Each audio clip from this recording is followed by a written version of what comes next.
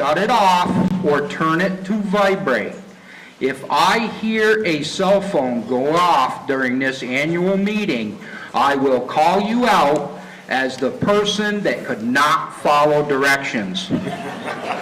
And this is your only warning to that effect. Because I would like to remind everybody, town meeting, although we all come out once a year, town meeting is the town's annual business meeting as well as the school district's annual business meeting. It's not tea and crumpets on the White House lawn. This is an actual business meeting. We'll use Robert's Rules of Order as best we can. One speaker has the floor at any time. When you're called upon and you're recognized, I would ask for you to please stand if possible. Please give your name. Beth is taking minutes, so it would be nice for her to be able to get the name for the record. And I won't recognize a voter a second time if they've already asked a question until everybody, all the first time ones, get a chance to speak. Does that make sense? Because we can really get dragged down if we do it that way. The other thing is, if there's no objection from the body, I will allow non-residents, non-Winhall residents voters to speak. Seeing as there's no objection, we will allow non-resident voters to speak. But there will be a time limit of not more than 5 minutes. Strictly enforced. Okay, a couple other things before we get cracking here. Beth, your town clerk, has asked me just to remind everybody, make sure your dogs get licensed before April 1st, and that's a state law. Make sure you file your homesteads before April 15th, and your all-important taxes are due October 11th. I can't stress that enough. Your taxes, pay me. Make sure you pay them. And the last thing I ask is people treat each other with respect and be courteous to one another. For some of you, this is your very first town meeting. Things are a bit different. For those that are veterans here, please keep that in mind, that not everybody knows this format, and just be kind and courteous as best you can. I will do my part to follow my own advice. I sometimes have problems with that. Okay, that being said, we're going to move into... There's some more seats up here. There's a few seats here in the front. You cannot block that door in the back, as that's a fire exit, as well as any of these doors. I'll now read the warning for the town portion. The legal voters of Town of Winhall are hereby warned and notified to meet at the Mountain School at Winhall at 9 School Road on Tuesday, March 7th, 2023 to transact the following business. Article 1, to elect all town officers as required by law, and that's Australian ballot, which is happening in the back. Article 2, shall the town approve the budget proposed by the Winhall Select Board as presented in the 2022 town report? That's a floor vote. Article 3, shall the voters appropriate $25,000 to the creation of a regional recreation director position in cooperation with adjacent municipalities. Should this article pass, this position would be funded contingent upon all of the other municipalities participating in the funding of the position. Without such cooperation, this $25,000 appropriation would be placed in the general reserve fund to be used for other purposes. That is a floor vote. Article 4, to transact any other business that may legally come before the meeting. So Article 1 is Australian ballot, so we will skip it. We will go to Article 2. Do I have a motion to move Article 2 to the floor for discussion? So moved. Larry Waller. Second? State your name. Tree. All those in favor signify by saying aye. Aye. Any opposed? The ayes have it. Discussion. Is there discussion on the budget? Questions, comments, tar, feather? Anybody? Because I'll only kind of wait and ask a couple different times, because I will move right along. Those of you that know me know that my witching hour is 12 noon, that's lunchtime. I get real angry if we go past that. So I'm not afraid to push this meeting. So if there is no questions, comments, or concerns about the budget, I will entertain a motion to vote the budget. Speak your name, please.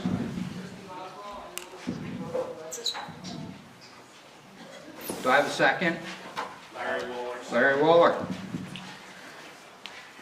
I'll read, well, there's not much to read. Shall the town approve the budget proposed by the Winhall Select Board as presented in the 22 town report? All those in favor signify by saying aye. Aye. Those opposed? And it appears the ayes have it. The ayes do have it. That's actually how you're supposed to do it, it appears. Article passes. Article 3. Do I have a motion to bring Article 3 to the floor for discussion? Kim and Rob Treat seconded. All those in favor? We don't have to do that. Never mind. Discussion on Article 3. I can reread Article 3 in case there's any confusion. Shall the voters appropriate $25,000 to the creation of a regional recreation director position in cooperation with adjacent municipalities? Should this article pass, this position would be funded contingent upon all other municipalities participating in the funding of the position. Without such cooperation, this $25,000 appropriation would be placed in the general reserve fund to be used for other purposes. Discussion. Yes, Dean Giannotti. I want to discuss what exactly the position is. Okay. As a business person, Yep. I have a young lady here that is going to answer questions on this as I am probably as cool. I don't know what the hell it is. Would you please come up to the front? Come up to the front? Yep. Yep. And did you hear his question? No, could you repeat your question, please? yeah, I would like to try and understand exactly what the position is Yep. and how it would benefit Winhall. Yep. Because as a business person, if someone approached me with something that is supposed to be a service to my business, but really can't answer any questions on it, I wouldn't invest in that. Sure. Yeah. So the idea behind the position is that it would meet three needs specifically. So one is 20% of the cost of the position will be taken off the top and be funded by the town of Londonderry in order to administer the business related to the maintenance of their town parks. So Londonderry has 3 town parks, so 20% of the cost that we're asking for is absorbed only by Londonderry. The remaining 80% is split between 5 participating towns, including Winhall. So that's one of the main responsibilities of that position. The other main responsibility that the position would absorb is the administration of youth athletic programs. So there are 2 main community-based, volunteer-run organizations that administer soccer, basketball, baseball, and softball for the youth of all surrounding towns.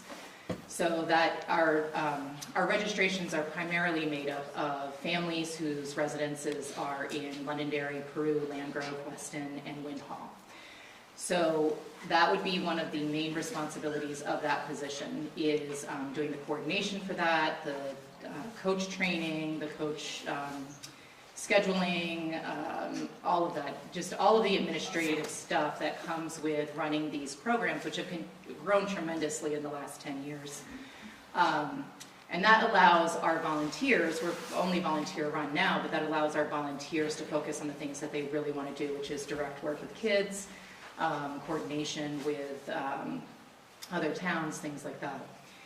The third main responsibility, and this is where we think that the position is essential to grow recreational opportunities for residents of all of the towns involved, for residents of all ages.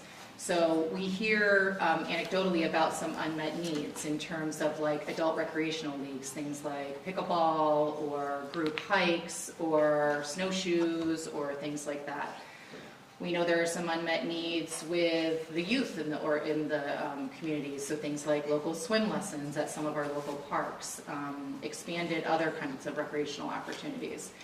And I think there are some unmet needs in terms of offering, structured, semi-structured, kind of community-based recreational opportunities for residents to come together and celebrate things or get to know each other better, have more of a community feel to that. So when we looked at towns that are about the same size, when we put the populations of these towns together, they're able to offer things like harvest festivals or winter carnivals or, just community gatherings, things like that. So a big piece of it is youth sports, but an equal part of that is expanding recreational opportunities for everybody and opportunities for our communities to come together and just be more cohesive and expand, give more options.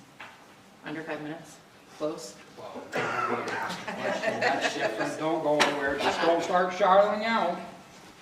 I want to first ask Dean. Dean, does that answer your question? Yeah, it does. I just want to add to that, like, you're saying that Londonderry is paying only 20%, but so I'm assuming that the position is going to be like $98,000 position. Yep. Yeah. I'm sorry if I didn't explain that correctly. So the position, we set a salary based on what we looked at that other towns of the same size are paying a recreational director. It looked like it was between $45,000 and $50,000, so that's what we projected. So somewhere at the upper end of that with benefits, it's around $98,000. Londonderry is taking 20% off the top of that. That's just to maintain their parks. The remaining 80% is split up based on census population between the towns of Londonderry, Winhall, Landgrove, Peru, and Weston. So I think Londonderry's is like 23%, Winhall is close to that as well. So that's the remaining $80,000, give or take, depending. That is split proportionally based on the population. So Londonderry is also, under that 80%, Londonderry is also contributing their percentage. Does that answer that? Okay. Yes. Kim, you had your hand up. So I have a few follow-up questions. Yeah. So this is an annual expense for each town? Yes. Okay, so then are we talking about your total budget to be somewhere that you're taking from the towns, 150,000, because there's 6 towns you're working with? No, so the total budget request is only based on the salary. So the upper end of the salary, if we find somebody who's got experience and educational background and we think they qualify for the 55, the upper end of that is going to be $98,000. Okay, so could you also explain to us exactly how much Peru is contributing, Weston is contributing, Landgrove, Londonderry, and Winhall, so we understand how Yep. much we are paying in compared to the other towns? Yep, so I believe that you're, and I'm underprepared, I didn't bring that breakout, but I can look it up on my phone here in a second. I believe that the Winhall percentage based on the census population is somewhere around 23%. Londonderry is around 23%. I Yeah. believe she's looking for a dollar amount. Oh, the dollar Yeah, I'm amount? looking for what, not just the percentage, what other towns are paying. And then my Oh. follow-up question to that is what percentage of our community is actually currently participating in the programs that you're asking us to contribute? Yep. Okay, so let me answer the second question first. These are all business questions. Yes, the second question first. So I can answer the question based on the baseball and softball program. So the baseball and softball program, the Winhall, we had 22 Winhall children registered last spring who, in a program, I think that was around like 120 players. The basketball registrations are lower.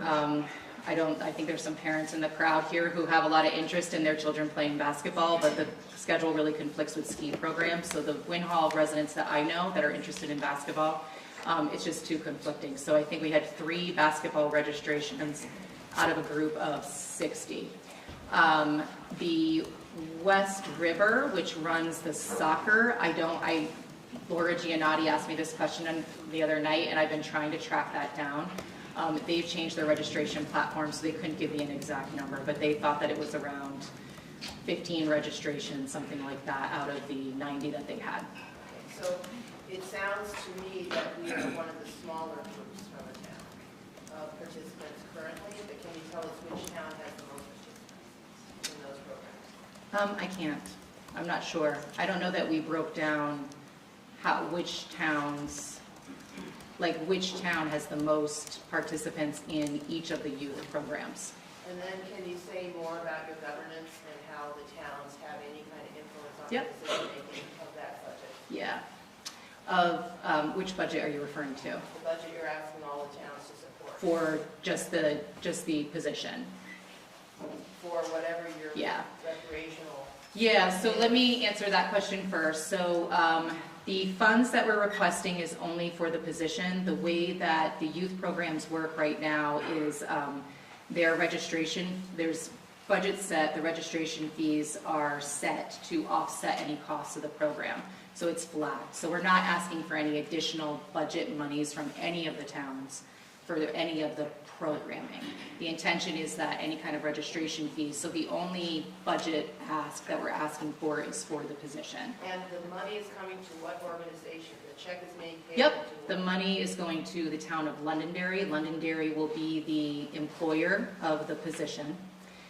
And the influence that every town has is that if whatever towns choose to participate, following this meeting, we're going to start working right away on developing an advisory council. The advisory council is going to include representation from each of the towns appointed by the select board so that each town has a voice in that advisory council. The purpose of the advisory council is to flush out a more formalized job description, the job expectations and things like that. And the reason we waited on that is because we thought it was important to have any town that is contributing financially, have them a voice at the table with deciding what those, what the particulars of the job description will be. They'll set short and long-term goals, do a needs assessment, and work on providing, moving forward with the hiring process, which would be an employee in the town of Londonderry.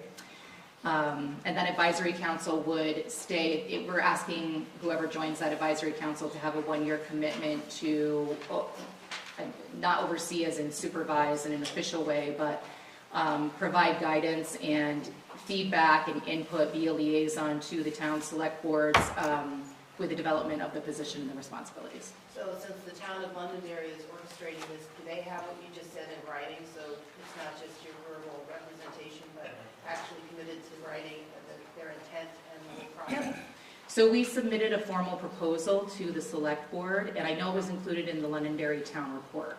I'm not sure if it was included in the Winhall town report, but it's all flushed out in the proposal that was presented to each of the select boards for consideration for the article. And then you also suggested that there's a need for both adults and young people in our town for more opportunities. And my question to you, where will you be offering those opportunities so there is easy access instead of driving 45 Yeah. minutes to Weston for soccer? Yeah. I mean, I think that's exactly what the position will be fleshing out. I think that's the idea, is meeting the unmet needs of all of the communities. What I'm trying to get at is meeting the needs of other communities besides Londonderry and proximity to other communities besides Londonderry and Weston. I'm not sure what you, could you just, I'm sorry. There's things in place already in Londonderry and Yep. Weston, Beavertown, soccer, basketball. I'm trying to get at and providing access to similar kinds of opportunities that are in close proximity to our families and kids in Winhall, not just Londonderry and Weston. So I think that might be an unmet need that's new to me, that hasn't been recognized, that there might be a barrier to families in Winhall based on the location of the current offerings. Like you're suggesting that there's currently a geographical barrier No, for, I'm responding to what you said you were offering. Your Oh. third need, you said that there was a need for adults and other young people for like pickleball Yep. and snowshoeing, and other than asking where if you're Oh, offering those, yeah. so they actually provide easy access to our community, not Sure. simply expanding and supporting the Londonderry town. yeah, I don't think, I don't know that we have gotten to the point where we've flushed out like where locations might be, but there's, in that same breath, there hasn't been a conversation around like, this is all going to be based out of the town of Londonderry. I mean, the idea is that we would be collaborating with other community-based organizations as well. So like, I know that the school here is not owned by the town by any means, but it's a facility that the rec director, in that proposal, one of the ideas is that the rec director would collaborate with other community organizations to be able to offer, expand programming. So there's not an intention that the improved recreational programming will solely be based in Londonderry or West End. But I don't know that we've gotten to the point where we've flushed out, okay, where can we do this? Where can we do that? I think that's part of the next steps. Thank you. You're welcome. Okay, Mary Beth, you have your hand up first, and then... Two questions. Yeah. So when you first came up, you said that it's an all or nothing vote, that each town needs to vote a yay, and that's how it'll be approved? No, that's not correct. Okay, so then each town that votes yes towards it, Yep. will their percentage go up based on the other towns and their votes? I So think- if Londonderry doesn't approve it, let's say, Right. and their 23% comes out, does that 23% go to the other 4 towns if the 4 towns said yes? So each of the articles in each of the towns has a cap. So your cap is $25,000, that's what you're voting on, which is aligned with your census population proportion. Londonderry's article today that they're voting on has a cap of $100,000. So they have set it up. I don't know what's going to happen there. You guys know that like the articles could be changed on the floor. People could say, oh, that's not much, whatever. But all the towns have set their articles at a certain cap, and to the best of my knowledge, all of the articles from the 4 other towns are set at the cap that is directly related to, or directly reflects their proportion of the census population. So we came forward with a maximum of $23,000 for Winhall, and or the 25, and that's what it's set at. So if we end up hiring someone who is at the lower end, like $45,000, then we wouldn't charge you, like the town of Londonderry would not be charging you the upper end. Do you know what I mean? It's going to be based on the actual dollar amount. So the most that Winhall would be committing to is $25,000, which is the census proportional percentage. And then does the salary get voted on every year? Or if this person gets hired? Right. Are they contracted? Is it, is there a way that their salary is guaranteed for the second, or does this come back up every year? That's a great question, and I don't know that I have an answer to that. I know like maybe you have an answer. If we voted to put this position in place, it would be a part of the general budget every year going forward. Okay. So we wouldn't bring this line item up every year. Okay. Well, all line items are up every year. Well, yes, but nobody even mentioned Right. in line item. Right, not this year. Mary Beth. I just have a quick question.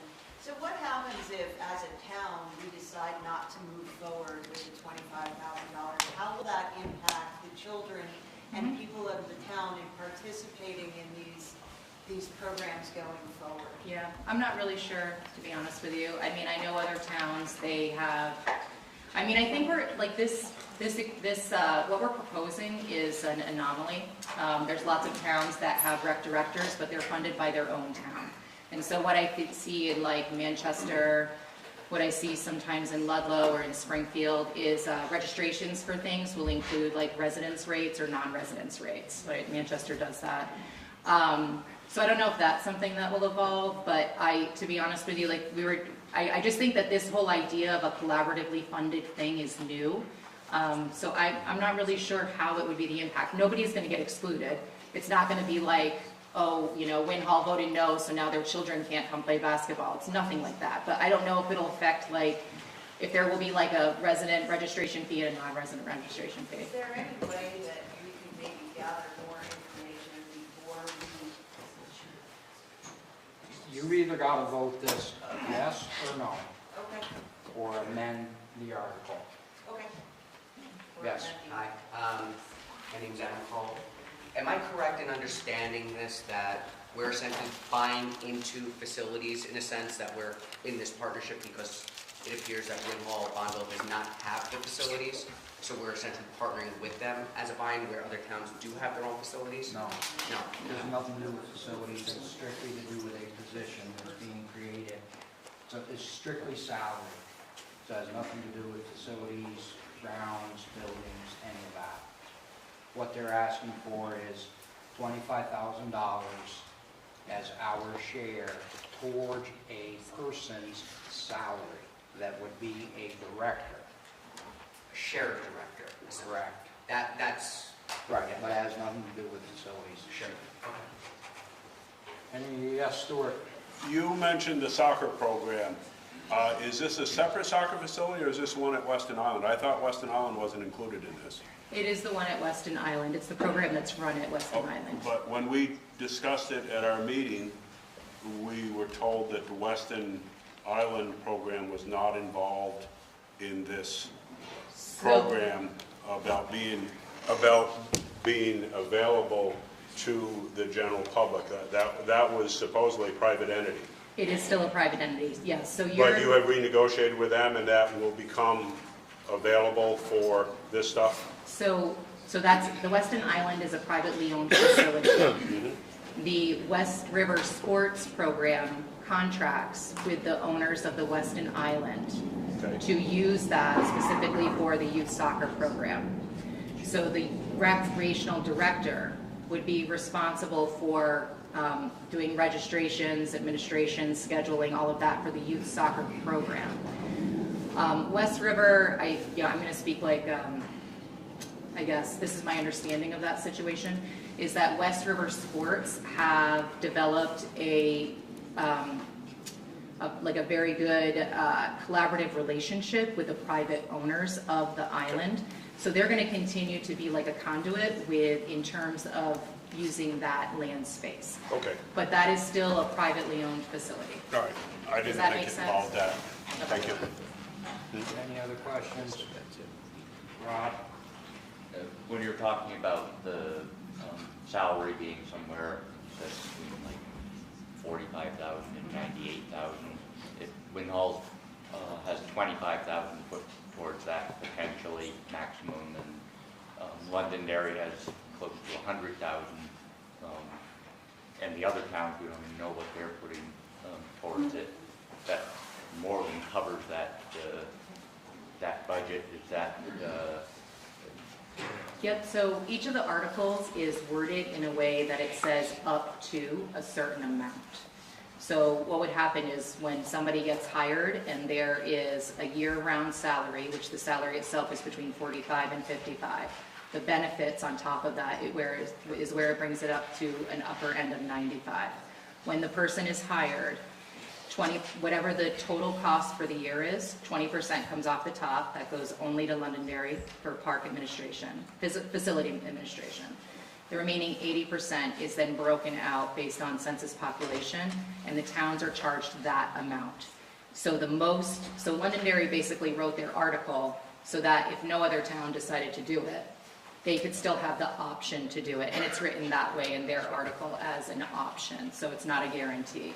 So does that make sense? Yeah. So it's not like we're asking for a certain amount of money and then it all goes into a pot and just figure it out. We're asking for towns to commit to up to a certain amount, whatever the actual amount is, then that will be asked for from other towns. Yeah, Larry Waller, ours is written as 25,000, I believe, not up to. Yep. Okay. Correct. Name it, well, yep. Go over there. What happens next year if the town drops out? Does that increase? I don't know if somebody who's got more experience with this kind of stuff than I do can answer that, but I think that you're only committing to the certain amount that you all agree to. Do you know what I mean? So it's not like you would agree to 25,000, somebody correct me if I'm wrong here. It's not like Winhall would agree to 25,000 and we'd come back and say, you know, Weston, we're asking 15,000 from Weston.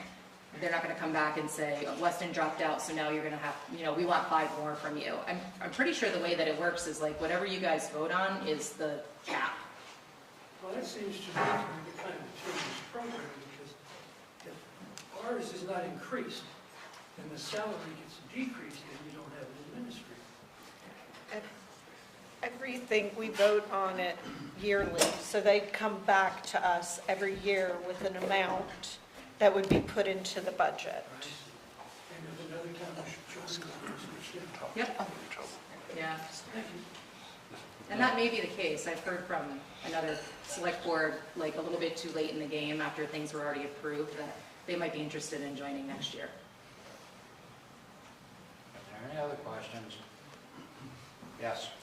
Andrea, so I think it was kind of touched with what Kim was discussing. So field locations, is it going to be more Londonderry than kind of spread out? She had answered that in the beginning as best she could, that they were going to try, that's what this director would do, is to try and figure out uses, other places for uses to increase. But the current programming right now that they would oversee is not No. the big stuff. Winhall, there are Winhall children who engage in the current programs. Right. Yeah, that are currently based, if you're talking about soccer specifically, those are currently based in Weston. But I mean, It's there's just possibilities. Right, just There's a voice possibilities. for the, you know, location. Yeah. Cliff Damaris, not really a question, but it seems like a lot of them are statements anyways. So I've coached for West River soccer, I've coached for West River Nordic, I've coached for FBA in the past. Winhall, kids are there every single year. It's a huge unmet need. We have kids going there, we have kids enjoying programs. Every one of the towns is having the vote. I think it's a great program, and I don't have a question. Nope, nothing there. Julie? And I would also add that if you want to move programs over to Winhall more within this position, you should sign up to be the person on the board that they coordinate. So. We're taking names. Anybody else? Bruce? Bruce Howard, big picture, why is this great for kids? For me, the idea is the sustainability of it. The reality is that everything is run on volunteers, which is great, and we have an amazing group of volunteers. They come out every year, we make it happen. But there's turnover, and I have, and as people's kids age out of programs, then people who have the experience move on as well. So I think that in terms of why it's great for kids, I think it's going to ensure sustainability. I think it's going to open up more opportunities. And I just think it's going to allow our we're going to reduce volunteer burnout by allowing our volunteers to do the things that they really want to do, which is work with kids and be part of it, instead of doing all the administrative work. I think it's really great for communities. I think it's going to give us all an opportunity to connect more, do engage in common interests more, welcome new members of the community in more structured ways, you know? I think it's just a great opportunity for everybody. Bill had his hand up. Yeah, so I two things. So one is, as far as facilities in Winhall, we don't have any more. This school is not the town's. We have a large amount of unused acreage, which is currently gets forested, and we have some groups of people very interested in creating mountain bike trails through there, and of course there are the vast trails through some of it. But there's an active group trying to use that for mountain bike trails. But otherwise, you know, somebody would have to agree with the school itself, or the fairgrounds, or, I mean, I can't even think of any place else. There's no... Community Arts Center. The Community Arts Center. Speak from the floor. Well, again, that's not big enough to do any of the, that's correct, Joanne. We don't actually own that either, but they're extremely accommodating and wonderful in everything that the Arts Center has been doing. But again, I mean, you know, that's for art and things like that. You're not going to get people playing pickleball in the Arts Center. It just isn't feasible. And there's no way to build on to that facility either, because it's half an acre or whatever it is, quarter of an acre. So that's one thing. I guess I just wondered what happens. So do the existing programs that everyone's participating in disappear if this doesn't get through? Oh. I guess I wasn't listening. Well, I think you said if this doesn't go through, do they disappear? I'm sure they will not disappear. Right. I'm sure we'll either go back to the drawing board or, I mean, I don't know. I can speak for basketball. I've invested like 9 years running that program. It won't disappear, but, you know, it's just... It's a way to progress it forward. You know, but I think that my children have aged out and I'm going to be on my way out, and that happened to West River, and I just think that creating a position is going to create some continuity and sustainability. Thank you. Joanne, did you want to speak now, or that's what you wanted to say? That's kind of what I wanted to say. Okay, well, you've already said it then. There will be an opportunity to engage with a different type of recreation, not just physical, because not every child necessarily is drawn to that type of activity. So I was just suggesting that that's something that we do have in place right now, and that there's a lot of opportunities for a lot of people to benefit from this, a lot. Dean Giannotti Jr. Dean Jr. So I've been listening carefully, and what I'm hearing is that what you're asking for is $25,000 from the town of Winhall, up to, for a Londonderry employee whose job position is, by your own admission, vague and ill-defined, and the consequences of not contributing this money would be that all of our kids can continue to participate in the programs in which they're already participating in. Am I wrong in my understanding of that? That's all. Yeah, I mean, the only thing I can add is that the job description was intentionally not flushed out because we thought it was important to have representation from each of the participating towns there. So we created a proposal that had parameters and guidance around how we see the position moving forward, but we didn't want to do a full job description until everybody who was putting money forward had a voice at the table. I would just offer the other side of the coin. Can we hold on to our money and still take advantage of the programs that are being offered? Sure. But does that actually contribute to moving anything forward? You know, us paying our part is simply us buying into the area and the region and the good of the whole, of all the towns working together collaboratively, hopefully to achieve bigger things, as opposed to hold on to the status quo and say, oh great, we don't have to put our money into the pot and we can still use these things that have been offered to us. Barbara Coleman. I would like to echo what this gentleman said, having been there moons ago, that parent and volunteer burnout happens every 3 years as the kids age out. What I heard earlier was the opening possibility of people our age also being engaged in something. And I can tell you that any one of these wonderful parents that's volunteering, they're going to burn out and they can't go with an interest beyond what their children are running to on a weekly basis. So in my mind, having someone being paid to oversee and pull out, they can either draw from the communities for space, for volunteers, for programs. So I personally think it's a good idea, but I'm not telling you all to spend that money. I'm just supporting the idea, is my verbiage to agree with this gentleman, and I'm not disagreeing with him, that our kids can still participate. But I can tell you that that doesn't make a nice, smooth program. It's going to go up and down as the volunteers and the kids. And having watched my own grandchildren in ice hockey all winter,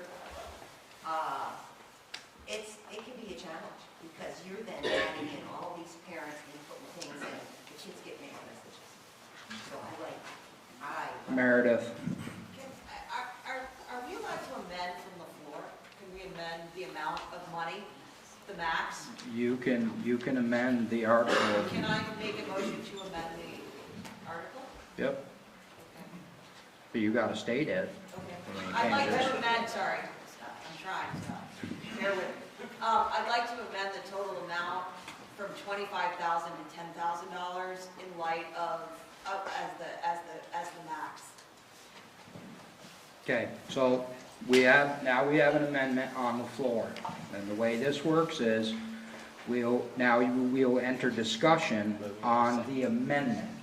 Well, we need a second first. Is there a second to the amendment that has been proposed? Christy McKenzie is seconding it. Oswald, Jesus, H, my God almighty. So now we have a second on the amendment. Now we can have discussion on the amendment. The amendment is to drop the figure from 25,000 to 10,000. Rob Treat. Although I think certainly $25,000 isn't an insignificant amount, I think it's not something we want to just throw away or let go by the wayside. I think for what we're investing in, future of kids, even adults, I think it's relatively insignificant amount for what we could get out of it. And I think it's very important that we pay our fair share, and it sounds like this is a new endeavor that we don't know exactly what's going on, but it looks like people are working to make something work out. It's not like that we can't say in the future, okay, this got squandered and we need to, take it out of the budget, but I think we should pay our fair share and support our kids and the rest of the community and try and make this into a program that, is going to benefit everybody. And so I think we should vote that down and move on and vote for it. Bill had your hand up and then... I'm personally in agreement with what Rob's saying, not speaking for the board, obviously. But the other thing is, so it came up a number of times that our article, and Larry Rolla brought it up, that I would like to entertain something that clarifies our article that says that that's a maximum. Everyone keeps saying it's a maximum, but the article itself says 25,000. It does not say up to. That's the maximum. Is what? That's the maximum. It says 25,000. That's what's in writing. Yeah, but it's an up to. In other words, so if they got all their other funds, it could actually be less than that, and it's not the way this reads. Just a thought. You can play it however the body wants to. We're going to deal with one thing at a time, Bill. Yeah. What we're going to do. Yes, sir. Yeah, Jeff Yates, I would agree that this sounds like a fairly equitable split amongst the towns, and it sounds like a good proposition that if you all don't like it, next year we vote out. I mean, it's annual, right? So if this is for the betterment of the community and surrounding communities, it sounds like it's worth a try. 25 grand is 25 grand. I appreciate that. But if it's not good, 10,000 just sounds incredibly arbitrary and is starting to then split it amongst all our peers. And I think if you're in it, do it as an equity split. If you don't like it, you have the choice next year to say, I really don't think that was worth our money, and then back out. Okay. Cliff? Yeah, I'm in agreement with Mr. Treat, Mr. Yates. The soccer program alone pulls between 20 and 40 volunteers to run. That's just one of the programs that would be administered under this. I've been coaching for close to 15 years. Average coaching stipends between $1,000 and $1,500. That's 40 grand conservatively. I'm not particularly good at numbers, but that's just one of the programs. To me, this just seems like a spiteful act. So, I mean, I feel like Larry. voting yes I or move no. to vote. Okay, Larry's called the question. Rob has seconded. Rob, second? Yeah. Point of order, please? Yes. The gentleman in the corner who had his hand raised for quite a while. That I did not see? Correct. Okay, then, My question was simply this: if 25,000 is based on census data, what is the 10,000 based on? we're not gonna enter into a debate. Oh, no, I was just curious. I mean, Well, if that's, somebody- right, but you're asking what the 10 was required, you know, what they based it on, it doesn't matter. We're not gonna enter a debate here between two people, that's not the way this works. But having said that now, David, thank you very much for pointing that out. David had called a point of order because I did not see Travis's hand up before the question was called. Now the question has been called, so anybody with your hands up, put them down. Discussion's over. You're going to vote the amendment. The amendment was to drop the amount from 25,000 to 10,000. A vote for yes would do just that. It would drop the amount. A vote for no, we would go back to the original warning amount of 25,000. Here's what I want to ask. If there are non-voters in this room, please do not vote on these issues. I mean, I'm going to trust you, and I don't trust easy. So, all those in favor of amending the article to 10,000 signify by saying aye. All those opposed? No. It appears the noes have it, and indeed the noes do have it. So now that amendment has been voted down. We are back to the original amendment. Christie? So I would like to stand corrected because I do agree with you guys in thinking about it a little bit more through, and I would like to move that we vote on the article for the 25,000 and move on. Holy moly. Take your pick, Beth. Who was the second? Oh, pick a name. Okay, so now we're going to vote on the original article, which was, shall the voters appropriate 25,000 to the creation of a regional recreation director position in cooperation with adjacent municipalities. Should this article pass, this position would be funded contingent upon all the other municipalities participating in the funding of the position. Without such cooperation, this $25,000 appropriation would be placed in the general reserve fund to be used for other purposes. All those in favor signify by saying aye. Aye. Those opposed? Nay. It appears the ayes have it. The ayes do have it. Article 3 passes. Article 4. Start day drinking. Oh, sorry, that's not what it says. To transact any other business that may legally become before this meeting. I do have a couple of things that the town clerk is constantly shoving papers under my nose for me to read, and I have them somewhere. I am not the most organized individual you will ever see. Okay, so there's a couple of job openings. They're not paid, sorry. But one is for Wyndham Regional, which the select board, all this stuff is online for further But they're looking for somebody to represent us on the Wyndham Regional Commission Board, basically. The other one is Larry Jenks, our now forest fire warden, is going to get done. So After there will 37 be years. After 37 years. 37 years. But he just-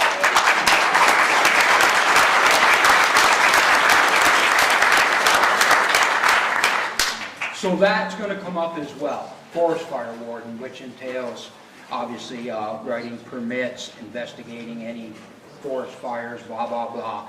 The one caveat to this, just in case anybody here is from out of state, you have to be a Vermont resident in order to apply for this. And then there is a job opening for moderator. When you cast your ballot, you don't have to pick me.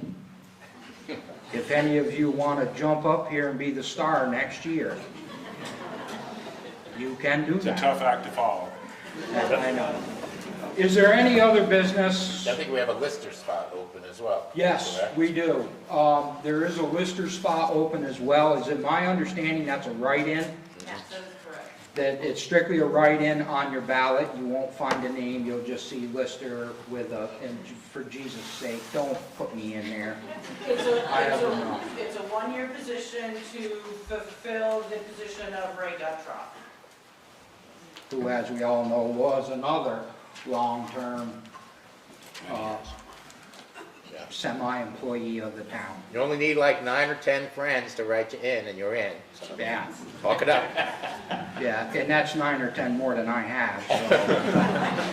Okay, is there any other, I'm sorry, Julie? Representative Ayala is here. Can you squeeze me in? I hate to. Yes. Can I have Julie speak first and then we'll... For anyone who is interested, I am trying to coordinate, and it would be a town committee on affordable housing. I'm not talking about low-income housing. I'm talking about what is referred to as the missing middle, which is housing that can be affordable for full-time, year-round residents. That, you know, there are a lot of grants, there's a lot of money out there, but I have a house, my kids aren't going to buy a house here. It's not self-serving. I would like to see the people who work in our town be able to afford a house in our town. So if anyone is interested in being a part of that committee, because I'm not going to do it alone, you can email me at julie@winhall.org. Thank you, Julie. Okay, you're in the hot seat. Come on up.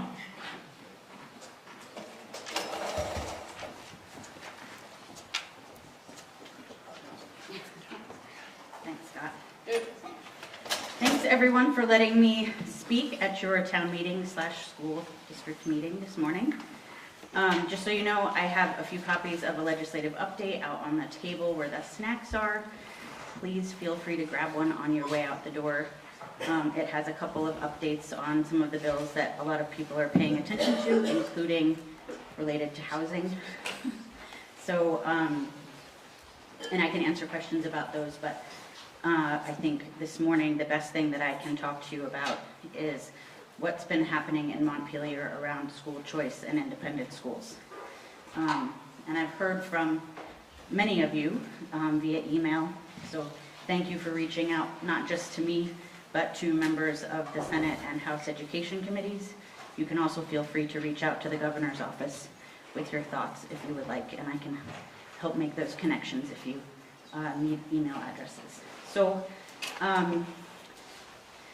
the first thing to know is that there is a bill in the Senate, S66, and a bill in the House, H258, which are primarily designed to completely change the way the state handles public tuitioning money to independent schools, and to completely change the way independent schools are approved and exist in the state. It actually removes the definition of approved independent school from state law and removes the approval process for those schools. So off the bat, not a good idea. Its aim is to target all public education dollars to public schools only. There's a very limited carve-out for the 4 historic academies, Burton being one of them. I'm sure Mark Tashton will talk to you a little bit about Burton's stance on these policies if you would allow him to speak at your meeting.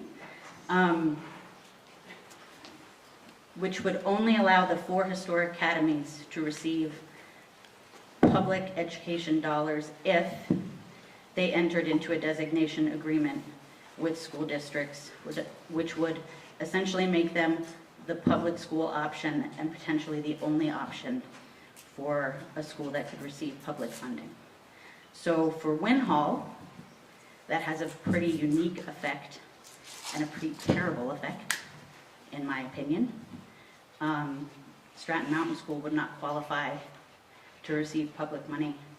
The Mountain School would not qualify to receive public money, nor would Maple Street. So your options for where you can send your children would be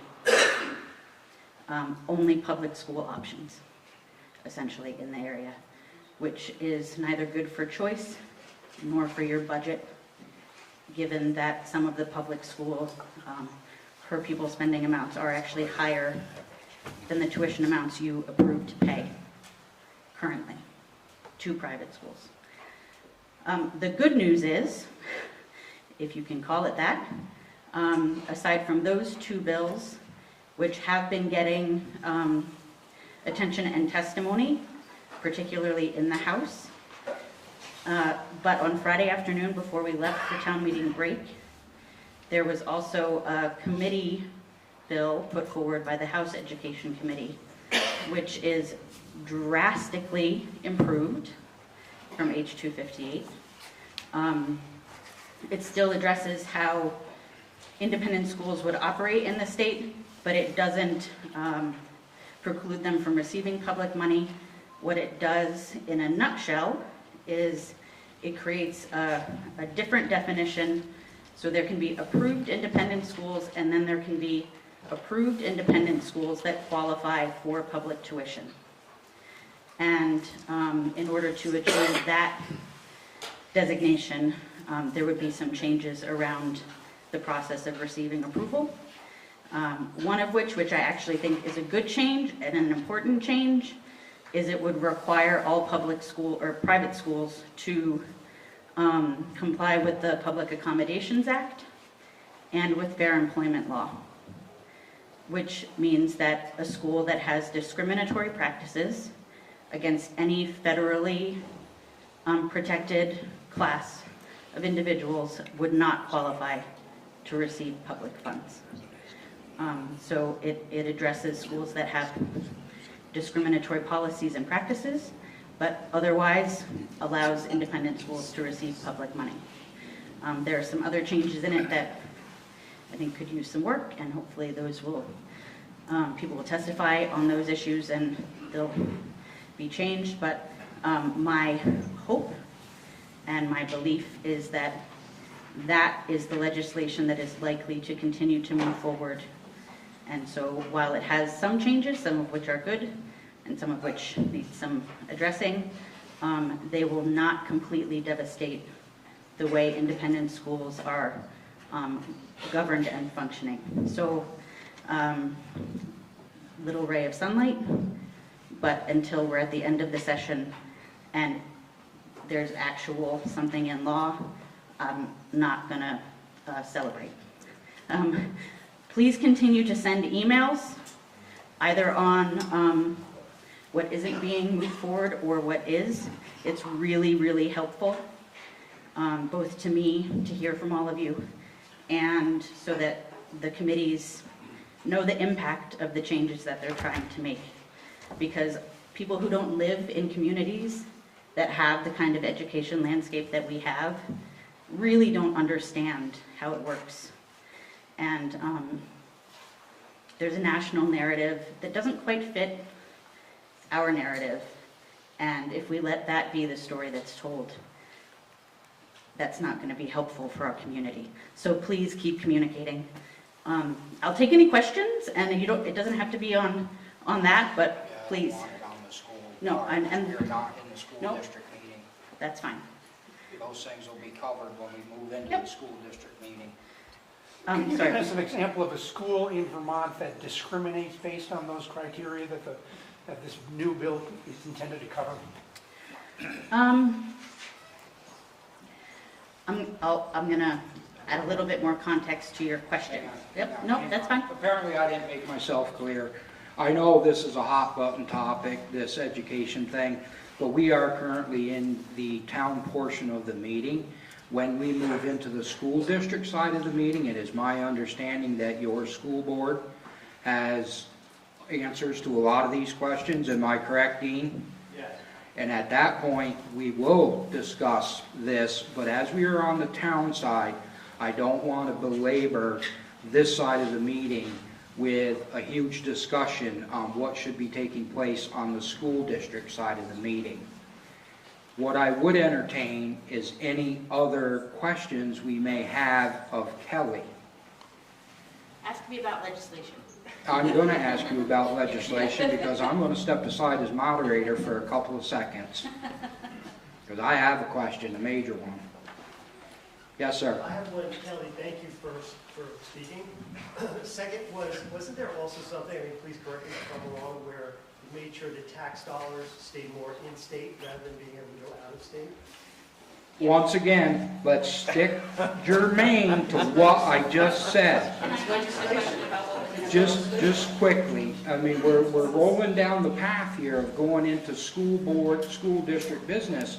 Your school board is, I am going to say, is as well apprised as Kelly is on all these questions. And they'll be able to answer them once you roll into the school district side. The problem is if we go down this path, it's going to be one question after another to deal with actually the school district. Travis. Am I allowed to make a motion to be allowed to ask our No. representative questions? No. No. No. If you have, She asked us for questions. correct, but in the book, and I have it right here, you are more than welcome to come up and read it. It's highlighted sections in there. In the town portion meeting, she is giving you an update. Yes, she said you have questions. Unfortunately, her update for education should have been taking place in the school district meeting, where you could have questioned to your heart's content, because we have yet to go into the school district meeting, and I know for a fact by reading the warning, the last warning on there is strictly dealing about this problem. And basically, you're going to rehash it all over again when we need to just wait, move into that meeting, and take care of it. They call it being germane. So will you please give us parameters on what we're allowed to ask? Any other legislative questions? Because obviously, none of you, there are other things that are going on up there. There's a very important one that no one has really raised their hand about, and I'm going to speak to it. As a gun owner, I have read the current legislation, and I realize there's a lot of you folks in this room that do not own firearms because you weren't raised here. I get it. I don't knock you for that. I was born and raised in Vermont. I was raised in a family of hunters, sportsmen, shooters. Gun culture is as much a part of me as my big toe. Now I read in here that we're going to be looking at a bill, a law, that will tell gun owners how they're going to secure their firearms inside of their homes. Inside of the homes that we paid the bill, that we pay taxes on, we are now going to be told from the state how we will conduct business inside our homes. And it is punishable if you don't do as the law says. Now, I get the climate of what's going on, I really do. But we have legislators that are making the safest state in the nation, the safest state in the nation. I'm speaking, you'll have your turn. I don't understand at all what the purpose, where does this stop? And then they're going to make semi-automatics illegal. They have definitely prescribed a very specific type. Who are they going to send around? A few years ago when they did the magazine ban, Kelly, they said, no, we just want to limit the amount of a magazine we'll hold. We're not coming for your guns.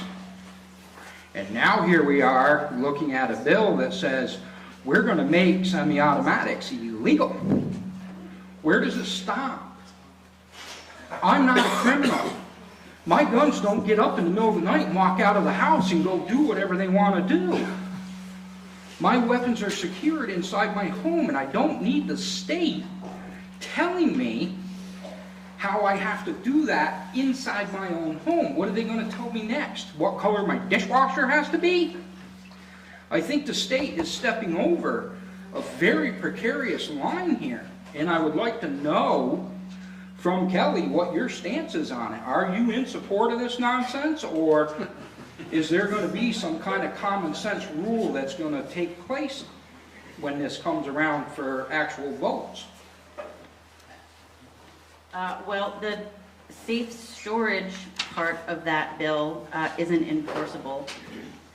So, well, then why does it not a say big fan of having laws that aren't $500 fine or in. That's 1 what's year in the bill imprisonment? that you asked what my stance was. My stance is it's not enforceable, and I'm not in favor of having legislation that has fines that is also not enforceable. So that's my stance on that part of it. That bill is coming out of the Healthcare Committee, oddly enough, because it's being talked about as a suicide prevention bill. And so that's the lens that they're looking at all of the policies through is suicide prevention. Just so you have some context for how that conversation is going. But that's my stance on it. Does anyone have questions about other legislation? Okay. Somebody had their hand Yeah, up. Rob had his. Good. Kim? Kelly, can you just review the current legislation that's going on that everybody should be aware of, in addition, besides the education issues that we will be discussing in the school meetings? Housing, for example. Okay, you just so, went right, through so the- in the, right, in the update that I wrote, housing is one of the things that I wrote about. So there's an omnibus bill that's geared towards making building housing easier and more affordable. A lot of what's in there is changing the regulation systems that any developer would have to go through. In certain cases, you wouldn't have to go through Act 250. In other cases, the state is changing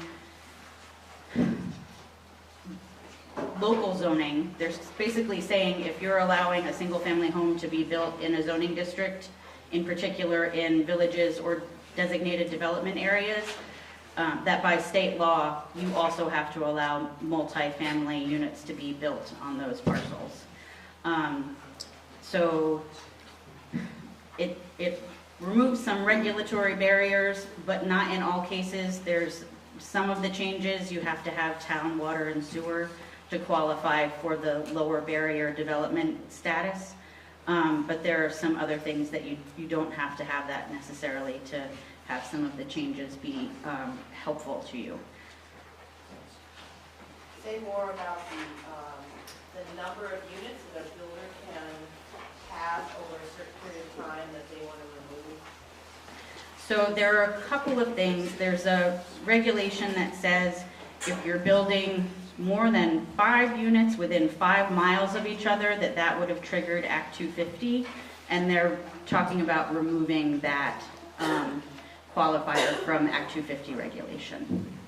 So that's one of the. So I've been following this omnibus housing bill, and my understanding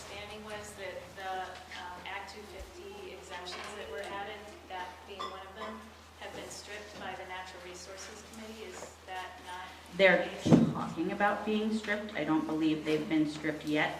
The bill was sent to Natural Resources, and that's one of the things people are worried about being removed. And one of the other things they're worried about is not just the Act 250, but the zoning pieces that would override local zoning and allow for. And I units. think I'm correcting you to say that the bill does not require that whenever you have single-family housing, you would have to have multifamily housing. That's not the case. And Right, it it's not makes it even the allowable. case. It's not even, no, you don't have to allow multifamily. The bill would not say that you have to allow multifamily dwellings where you allow single-family dwellings. In certain areas, you would. In downtowns if and in you have certain water designated and development sewer. areas. If Yeah. you have water and sewer, Yeah. but the downtown designation and certain development Village center designations, right, but there's more than just those. You would also have to allow for multi-unit if you're allowing single family. It's not in all zoning districts. Right. It's in specific zoning districts. So just so everyone knows, so there was recently, just a few years ago, a bill passed that amended our zoning statewide. And if you have a single-family house on a lot, like most people here probably do, in the past, that's all you were allowed, unless you subdivided out a parcel or created some back lot. But the state has allowed us now to create what's called an accessory dwelling unit. That's another good change. Which is, it's a good thing, I think. It was an attempt to try to help affordable housing or let people, yeah, it's more than a mother-in-law because it can be detached. And it would allow, like, your kids, in theory, your land has to sustain another septic system. And then you need your zoning permit, but the town can't zone you out of it, like our town in the past would not necessarily allowed you to do this. But now, if you have the septic capacity on your property, you can put in a house for your kids. You can put in a house for yourself and give your kid the house, which I actually know a lot of people are doing. So just some piece of information, not current legislation, but it's in place already. Right. And it's there. I just was wondering, is there a way that the housing, if it's being built, that there's something in place that'll stop it from becoming short-term rentals? If we're building it for housing, and then someone says that they're building for housing, and then they just turn around and just Airbnb 5 houses that they just built. In state law, not that I'm aware of. You could build that into your local zoning. You can create a local ordinance around short-term rentals. A developer could have something in their plan that would limit the number of units that, could be used for long-term or short-term rentals. Like habitat. But, right, no, that's exactly right. But in state law, there is nothing that would prohibit that from happening currently. We can keep working on it. I think that there is something in there that if public funds are used to subsidize any of that housing, that there is something in there that would prohibit it from being So, used for short-term. one of the programs that was money to be used towards rehabbing rental properties had some limitations on how it could be used over time, and so that's one of the places where there's some restrictions on if you're going to use this money to bring this rental unit back into compliance with health and safety regulations, that it must be used as a long-term rental for a certain period of time. But that's, I believe, an eligibility thing for a program and not necessarily an overarching law that applies to all money that is put into housing. Okay. Rob? How's the best way to keep track of all these things as they're evolving in various committees and? Get in touch with me, I'll let you know. There's a lot of them, and it's, every day, the status of anything could change in any given day or hour to hour. So if there's an issue that you are really wanting to keep tabs on, please let me know, and I will make a point of updating you on it. And I've been trying to put updates out mostly about the school stuff, but we won't go down that road again just now. But, happy to, keep trying to post publicly information about what's happening. None of that's posted through the state. We have to harass you to get that. Well, no, there's a lot of information publicly available on all of this on the General Assembly's website. So you could track the progress that's happening with any bill. It's a little hard to figure out what the nuances of some of the policy is, just by looking at, changes in language, but that's when you can just get in touch with me and I can let you know what it all means. Thank you. Sure. I'm going to segue a little bit into what Yeah, you need to make an appointment. Joanne would like to come up, and I know she has. So I'm just going to join you up there, because it has to do with legislative stuff. So, I'm representing,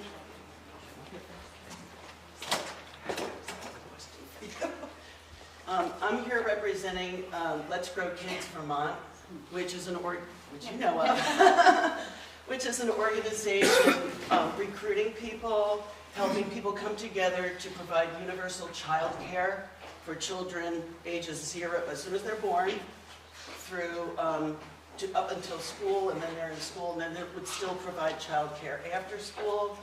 So we're looking at possibly having universal child care from that age, and it would help bring in more young families. I see some here. So it's not everybody's over 65. Yes, so, and that's what we want here, because we need a thriving economy that's not based on the tri-state area winds.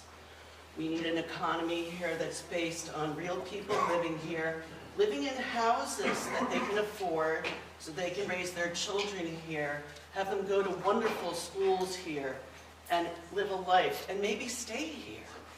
And personally, by bringing in young families and making it easier for them to go back to work, we stimulate our economy, making our tax base a little better.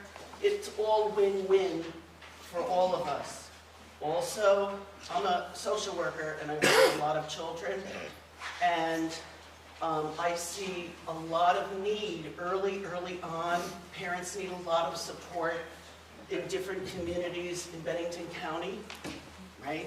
And I work with a lot of organizations in the area, and I see the great need. There's not enough child care. There's not enough child care workers.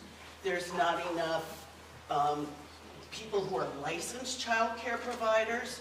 So you don't know where you're, if you're leaving your child with somebody, who is this person? So it would regulate some of that, keep children safer, provide early interventions if needed, interventions for parenting help. When people need help, it would consolidate this system of early childhood help, parenting help, and I just think it would be like the best thing for our economy that ever walked the face of the planet. So what I'm going to ask you is, where are we with that? Because it is a bill in the Senate right now, I believe, right? Yes, it is. Thank you very much. Thank you. That's one of the things on the update that I wrote up. So it's correct, there's a bill in the Senate that is handling child care. It should be in the House in the next, when we get back, the next week or so. Some of the important updates about that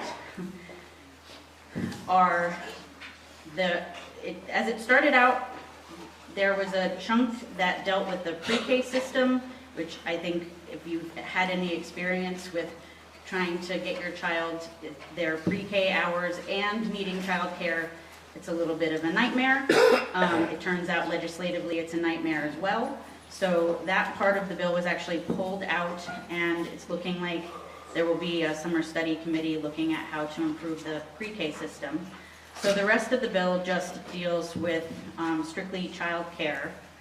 And one of the things that it does is it increases the limit that your income can be on the federal poverty scale, so more people will be able to qualify for the child care subsidy, so more people will have help with paying for their childcare needs. That's probably the biggest money piece of the bill that will impact families. There's money being put into loan repayment programs, some grants for workforce stabilization.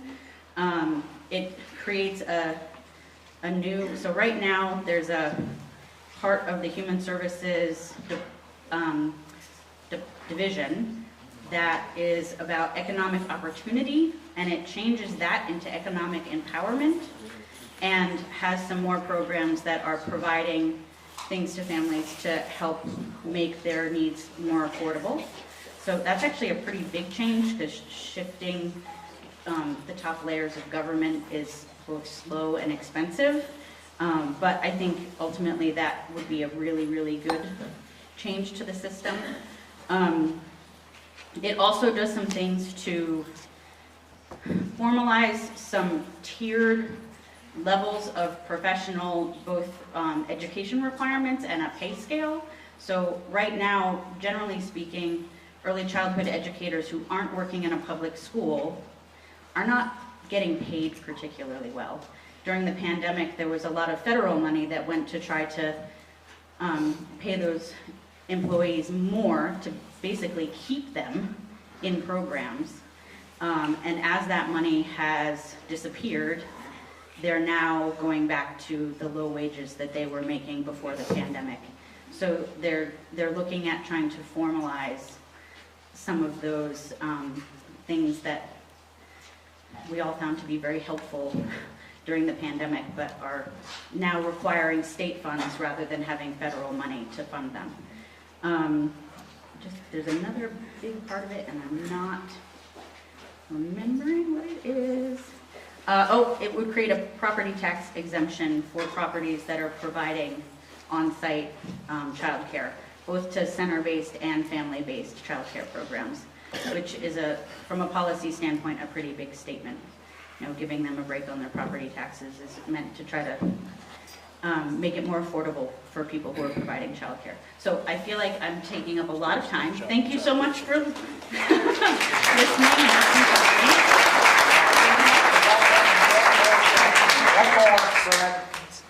I have a long question that I'm going to boil down to the short as possible. I am involved in broadband with the town of Winhall, and was representative to two of the CUDs, the public entities that are trying to develop publicly owned broadband systems for this area.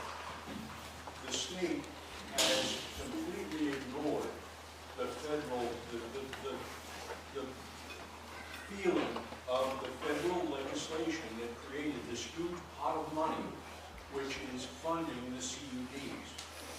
And particularly in this area, the state has decided to basically go against the CUD concept of public ownership of that utility in favor of funding a private entity, Consolidated Communications, which most of the people in this room will tell you they're not real friendly towards, and basically killing off the public model. The good news is, good news, bad news is, they have funded Consolidated with a huge amount of money. The federal government has done that. Excuse me? The federal government has done that through the RDOF money. No, it's gone through the BCBB to come up with a whole bunch of money to fund Consolidated. And they are going to be building out here. They are saying that we will have pretty low-cost internet available in the third or fourth quarter of this year, which is great. But we still have, or the state has still killed off the local, the ability of this town to have a say in the governance of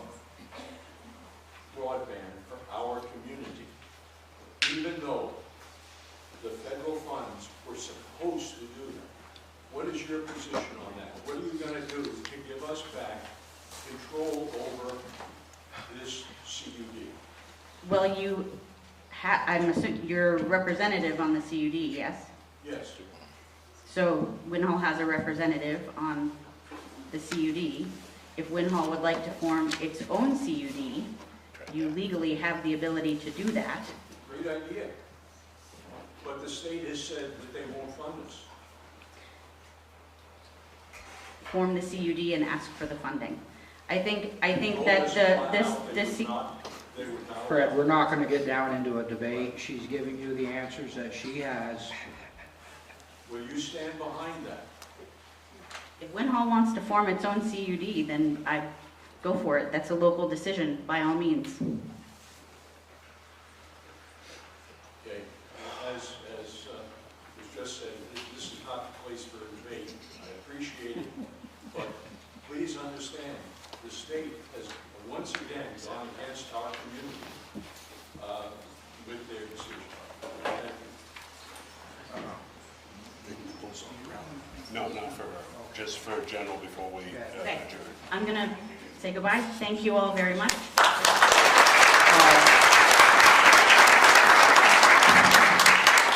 Steve's gonna lead us out of this meeting. Well, I am going to make a motion that we adjourn this meeting. No, recess. Or recess it until 7 o'clock tonight.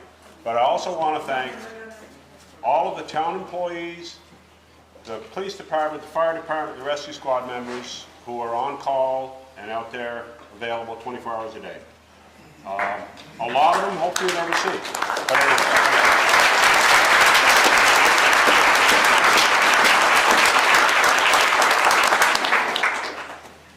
And I did make that a motion to recess. Yes. Do I have a second? Oh, hundreds of them. Let's take Larry Waller. All those in favor of recessing until 7 o'clock tonight, signify by saying aye. Aye. Opposed? None, don't want to hear anything. Okay, we're good. So we'll have a short little intermission, like to stretch your legs, use the facilities, eat some more of Laura's goodies, and then we'll come back and move into the school district. And I mean short, like about 10 minutes.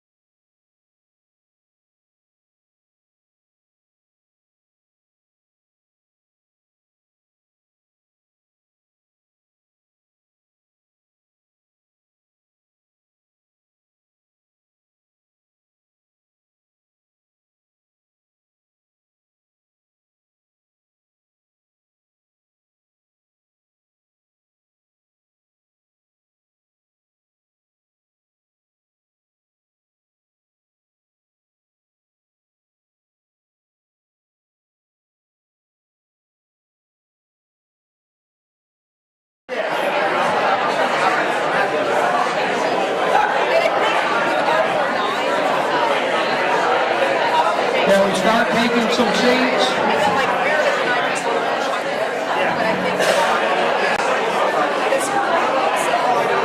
Get that down. Let's go.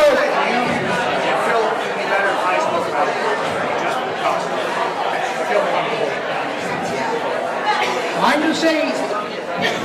Or the floor. I don't care.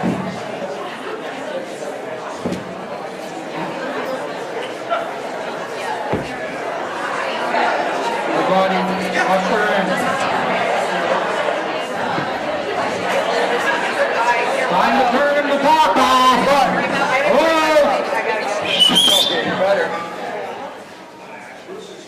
There we go. Oh, shit.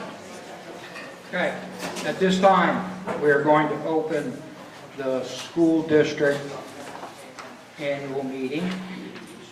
The first thing, just a quick overview, first thing I'll do is read the warning. That's what you do when you open the meetings. We'll go, once I read the warnings, Jen is going to say a few words, and then we're going to bring the heads of school up to let them speak to you, and then we'll move right into the body of the warning. So, without further ado, Article 1, to elect one school director for a 3-year term to be voted Australian ballot. Article 2, to elect a moderator for the ensuing year to be voted by Australian ballot. Article 3, shall the voters authorize the school board to borrow money by issuance of notes not in excess of anticipated revenue for the fiscal year July 1st, 2023 through June 30th, 2024. Article 4, shall the voters approve tuition payment of the announced tuition rate of the Mountain School at Winhall in the amount of $18,000 for grades K through 6 and $19,300 for grades 7 through 8 for the 2023-2024 school year for resident pupils who attend the Mountain School at Winhall. This article, just as a side note, was put on by petition from the voters. Not that it makes a difference. Article 5. Shall the voters of the school district approve the school board to expend $4,523,694, which is the amount the school board has determined to be necessary for the ensuing fiscal year. It is estimated that this proposed budget, if approved, will result in education spending of $19,146 per equalized pupil. This projected spending per equalized pupil is 6.4% lower than spending for the current year. Article 6. Shall the voters approve payment of the announced tuition rate of Burt and Burton Academy in the amount of $19,987 for the 2023-2024 school year for resident pupils in grades 9 through 12 who attend Burt and Burton Academy. Article 7. Shall the voters authorize the school board to transfer any unassigned general fund surplus existing on June 30th, 2023, an amount estimated to be $199,079 to the Tax Stabilization Fund. Article 8. Shall the voters appropriate the sum of $20,000 for the Bus Reserve Fund? Article 9. Shall the Winhall Town School District advise the school board, the Vermont General Assembly, and Governor that 1. Because our district does not operate a public school, students have the ability to choose from a variety of public and independent school options. Number 2, the electorate does not support the public funding of any school that discriminates against students or staff on the basis of race, creed, color, national origin, disability, marital status, sex, sexual orientation, or gender identity. Number 3, the electorate supports the current structure of independent schools having autonomy over this governance and operations within the current regulatory framework. This structure of oversight has enabled our district to make school education available as required by the state of Vermont, while maintaining confidence that the public and independent schools serving our students provide a high quality of education. Number 4, the electorate opposes efforts to change the current structure in a way that eliminates educational opportunities made possible by our current practice of school choice. The electorate believes our current local educational system, in a great example of Vermont traditions, has evolved within this current structure through a high level of community commitment and an appropriate exercise of local control to provide high-quality, equitable educational opportunities for our students. Article 10, to transact any other business which may legally come before the meeting. So Jen, if you'd like to say a few words. Sure. So for those who don't know me, I'm Jennifer Samuelson. I'm the chair of the Winhall School Board, and I'm joined today by Meredith Dennis and Amy Giannotti, as well as Sue Wilburn, who is from the BRSU, which is our supervisory union. I'm seeing a lot of new faces in the crowd, which is wonderful, so I just wanted to take a minute to welcome everybody. I know people have taken time off work, left kids at home, canceled appointments. I mean, I often say democracy is messy, but the thing that I really love about town meeting is that it does allow us the chance to come together and really talk about some issues. And I think we all know we've got some good issues that we'll be discussing momentarily. So thank you guys all for making the time to be here today, because I think it's really important. Thank you, Jen. Yep. At this time, could I have the heads of school come on up, starting with Mark. The rest of you can move up here. You can fight for your order to go in. So I will actually defer. I think the order we're going to go is Colin, Dan, Holly. Then I'll say a few words, and then I think Colleen, you want to back cleanup, as they say, right? So Colin, this is his first town meeting.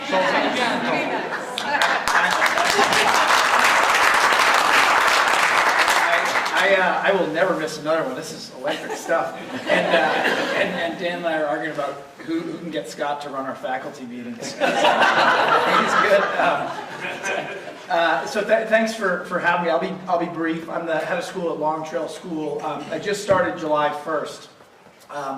And it's a wonderful community. And I just want to say thank you. Thank you all for being here, for being part of this democratic process. For supporting our school. To the school board, thank you for your tireless work putting a budget together and getting us to this point. And also to my colleagues at our peer schools. I've never been a part of a place where there is such collegiality and warmth, and Dan and Mark and Holly and Carson, who had to go over to the Stratton Town meeting, and Colleen, and also Karen at Red Fox. Just the warm welcome, not only professionally but personally, means a lot. And today is no different. I see a lot of Long Trail faces in the crowd, and also for those of you that aren't as familiar with our school, welcome you to come down and visit. So it's a pretty spectacular place. So Long Trail School, we serve students from 6th grade to 12th grade. We have 240 students. This year they come from 31 different towns and 2 countries. We are an international baccalaureate school. We're Vermont's first IB school. And so students from a range of backgrounds and socioeconomic backgrounds have an opportunity at a world-class education. Our 5 core values, which underpin everything we do, are kindness, responsibility, openness, integrity, and stewardship. And so I think a lot of the things that we've talked about today and seeing this democratic process unfurl in front of us, that those speak to that, and particularly that responsibility and stewardship, I think, are 2 really important things. It's done in an environment at Long Trail that's intentionally small. And so every student who comes through our doors is known, is cared for, and the entire community is committed to their success. And as a father of 3 young kids, I want my kids to be engaged. And Long Trail is a place where we ask that of kids every single day, to take ownership of their experience, to not just let your education happen to you, but to really lean in and be engaged citizens. And so all of these topics are germane or relevant to what we're all trying to do. So I just want to thank you all for your support, and also invite you to come down and visit campus. You know, we're in the community, we're of the community, we're for the community too, and want to be a resource for all of you. So I will wrap up there and pass off to my colleagues, but just thank you for being here, thank you for your support, and obviously we have a lot to talk about in our educational ecosystem, and I'm grateful for your engagement in that conversation. Thank you.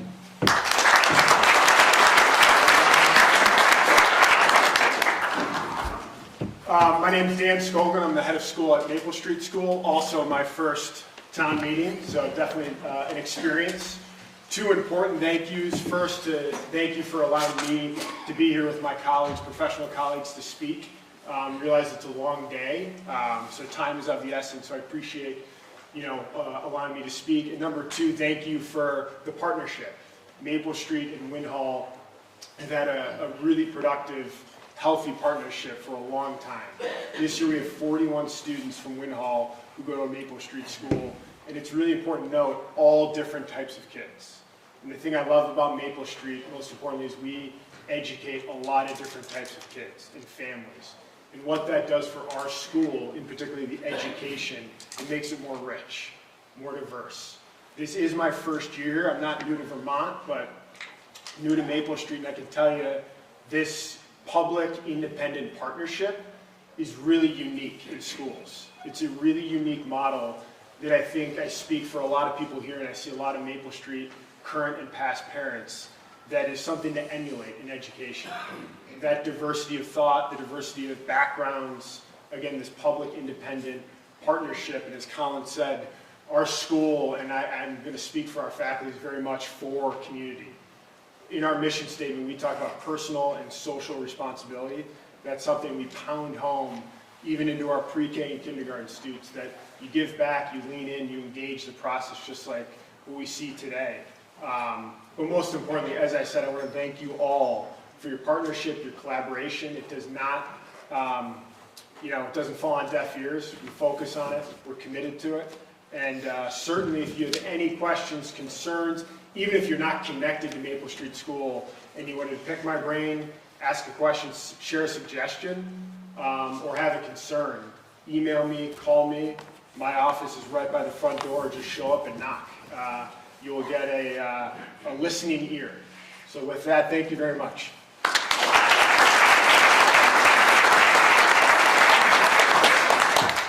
Hello, everybody. I'm Holly Wendell, and I'm from Stratton Mountain School.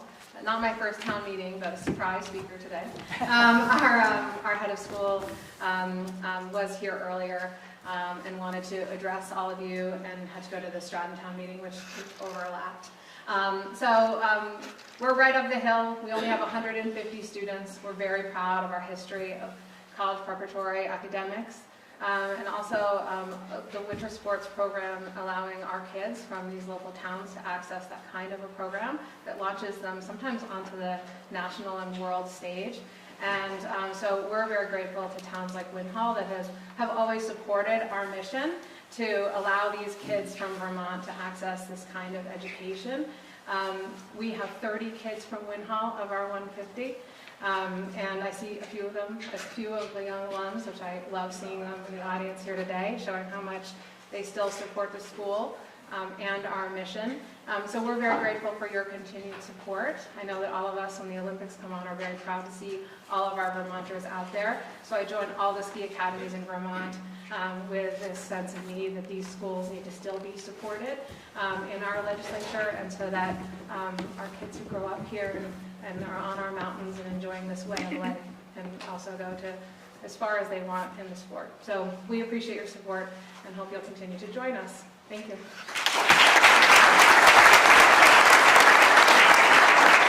And I'm Mark Tashton. I'm the headmaster at Burton Academy. This is my 15th town meeting. This is my 15th Winhall town meeting. So I've seen, we've been through a lot over the years, and we know there are ebbs and flows that often are driven by the legislature.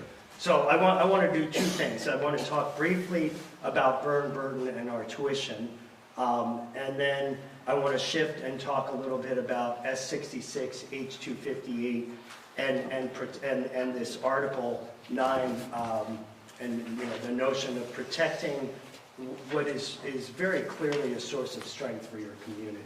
So the Burton part, we're the largest school in the area. We're high school 9 through 12. We have full special education. We have a full range of programs that I think you all know very well. Our tuition request is for $19,987. It's a 4.1% increase. And we reached that number in light of tuition running, close to and above inflation running, above 8% for most of the year. All we're trying to do is help our faculty and staff partially offset the challenge of inflation. And we're trying to not just support you as a sending town, but all of our sending towns in recognizing that everybody loses in inflation. There's no way we would come out and request keeping pace with inflation because most people in our communities are not keeping pace. It's almost impossible to do that. So we're trying to split the difference and ask for your support there. So that's the economic discussion. There's this Article 9 that Scott shared with all of you. And I want to just speak briefly on that. What that article is trying to do is give voice to all of you as individual voters. The legislation that has been developed in response to Carson versus Macon would completely dismantle this system.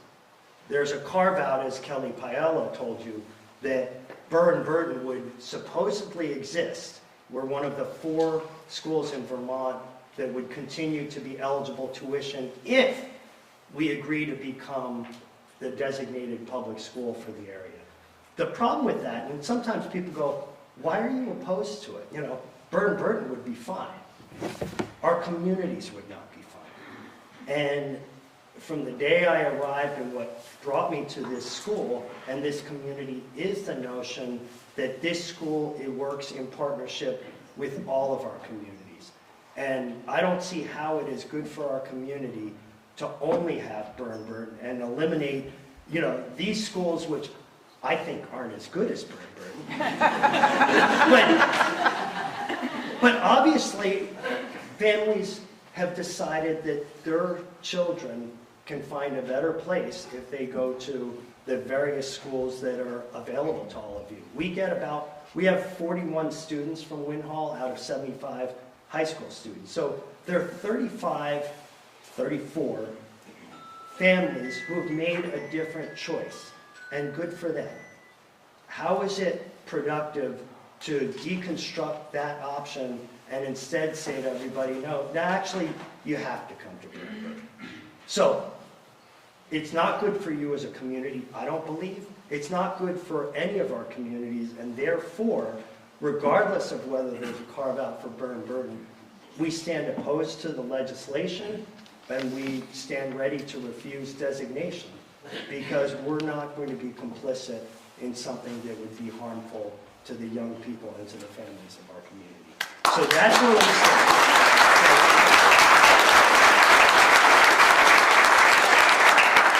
And I will ask, before I turn it over to Colleen, if there are any questions any of us can answer. Very quick. Very quick. Very quick. Yes. If you were to refuse designation, what would happen to Winhall students? So choosing a high school? I'm going to go to the hypothetical. Yeah. That's a hypothetical. I would rather not answer the hypothetical. The whole goal is to make sure that the onerous legislation does not turn into reality. Yeah. So I think we're better off leaving it Not at having an that. answer. Yes. Thank you all very much. Really appreciate it.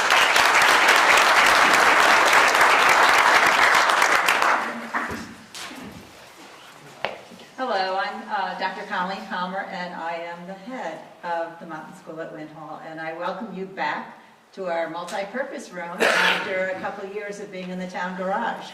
Welcome home.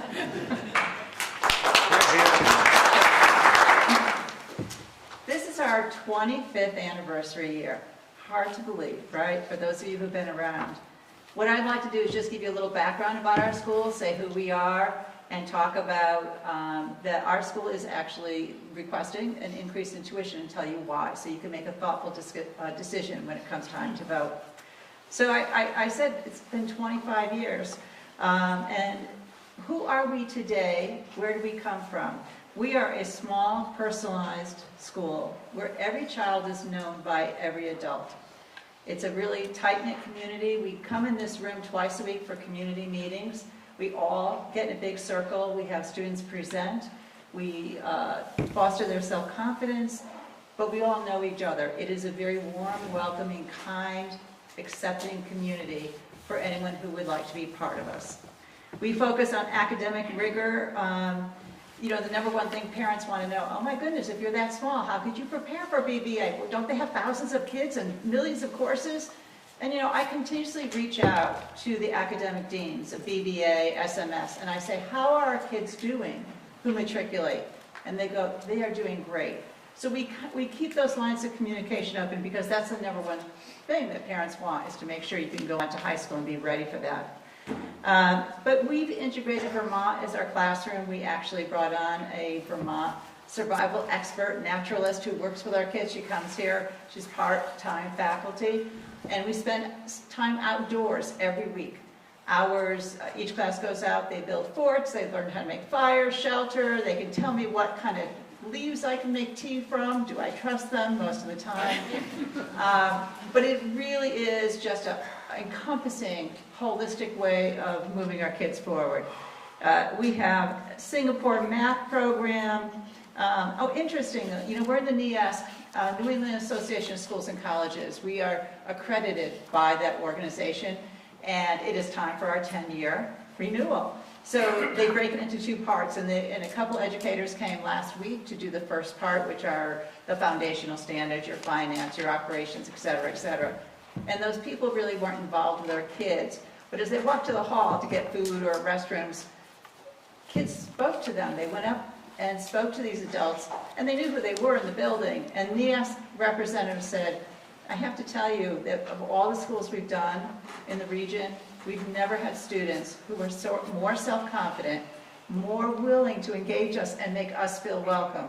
So I think we're the little engine that could, so to speak, in terms of making sure that we have a healthy learning environment. And we're in our third year of a partnership with Yale University, the Center for Emotional Intelligence, so that we can help our kids understand their emotions, regulate their emotions, and just really have a happy, healthy school here. So that's today, right? 2023. Oh my goodness. The Winhall Board of Education in 1998 took a very bold step. This was the Winhall Elementary School, for new residents who didn't know that it was previously the public school. And the Board of Ed said, you know, we have like one of the highest costs in the state. We're not sure we're getting the high quality results we want. And they had a collaborative partnership with a group of people who came together, and the Board of Ed endorsed and said, we would like to close our public school and support the formation of the Mountain School at Winhall as an independent school. But if you do that, we want some assurances that you're going to accept all of our students from Winhall, whoever applies. And one thing I'm so proud of is we applied to the state of Vermont to have full special education services at our school, even though we are small. And until 2017, we have been the only elementary independent school in the state that has full acceptance access for students who have individual learning needs, who may need some specialized help. Interestingly, the state of Vermont passed a law that July 1st, 2023, all independent schools must offer special education. So we've been 25 years ahead of the curve in terms of welcoming students, and I'm very proud of that. So part of that vision was, there are formal and informal partnerships, and I think we've had both with the town. And early on, the town actually provided some in-kind services. They did some cleaning, they did some maintenance, they really tried to help. They owned the building for for the preponderance of that time, it's only in the last 10 years, that the Board of Trustees purchased the property from the town of Winhall. And we did fair market value. We have a $1.1 million mortgage with the town that we'll be paying for 40 years. And that property has come to us, but the town said, hey, we're still working together. Will you close school on town meeting day? And always make sure that we have access to this facility, because we don't have facilities like this in Winhall. Absolutely. Will you be the emergency shelter? Yeah, we have a generator out there and we service it. We make sure we're all up to snuff for the town. So we're the emergency shelter. So these conversations about the partnership has really been wonderful. And we work with Town Hall. I will tell you, BRSU is excellent. We communicate on SPED all the time. As part of that partnership, this school has never asked a parent to pay an extra dollar over the state tuition or the tuition granted by Winhall Board of Education, the town, that you would vote on. That idea that we're kind of like the Statue of Liberty, we would like anyone who would like to come here to be able to come here. And so we are very thoughtful how we spend our dollars, and we are very appreciative of any kind of support the town has given us through the years. And for a period of time, this town did have a higher tuition rate than the state. And I think you heard Mark allude to, there's the idea of choice. It's kind of a prickly subject, and it's had controversy over the years. And there were a few years back when school choice became threatened and people said, we don't want it anymore. And our school stepped up to the plate and said, we will back off our request for a little bit extra money to help us operate so our parents don't have to pay out of pocket. So there is a school our children can pick that parents don't have to pay extra money because we're in partnership and you're in hard times. So step forward to where we are right now. At this point in time, and I review the budget that you're going to vote on for education too. I don't see a school in the area that can survive on the state tuition level. The average per pupil expenditure for Floodbrook and BRSU schools is $18,500. We are asking in Article 4 that you'll be voting on that if you would increase our tuition approximately $1,500, we're looking for $18,000 for K-6 and $19,300 for 7 and 8. We don't have a large cohort of 7 and 8, so if you take all that money and put it in one pot, our request per student is less than you're going to allocate if you approve the budget for BRSU. So I think our request is in line with what you are offering for education for your students. And I feel that the partnership that we set forth 25 years ago continues. And I'm intrigued as I attend the town meeting and I hear, oh my goodness, what about that athletic director? We have fields in the back. There's opportunities for more conversations to strengthen that partnership so that the facility that once served you as the Winhall Elementary Public School could come back and give further assets to you living in the community. So with that said, the bottom line is everyone says, oh, what is this going to cost me? Because we all are mindful that inflation is high. And I've asked Jennifer Samuelson to give me a ballpark figure, and they're going to do figures up here, and she'll tell you exactly. But she tells me that if you voted this for our little school, it will be about 2 cents on a $1,000 assessment on your house. So you all know your assessments. I'm not going to stand here and say it's a cup of coffee a day at Starbucks. I'm going to say take 2 cents times your assessment, and that's going to give you a good idea of what this would impact you individually if you voted yes. So I know you're not always asked for your 2 cents, but I am asking for your 2 cents. And I just thank you. I thank you so much for listening so intently. This is a really important issue for the future of our school. And I thank you for your support in this partnership, and I thank you for our support going forward. Thank you.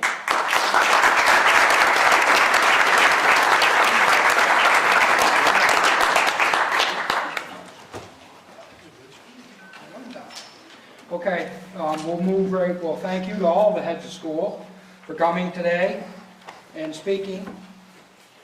Thank you. You guys can fight it out. Whoever gives me the most money, I'll come right. Thank you. You're welcome. Thank you, everyone. Have a nice day.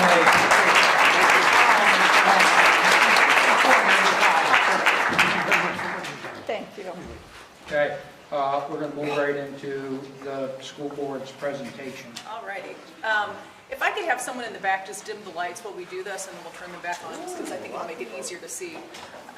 So for many of you, this will look familiar. We've been doing this for... You need a mic, use the mic.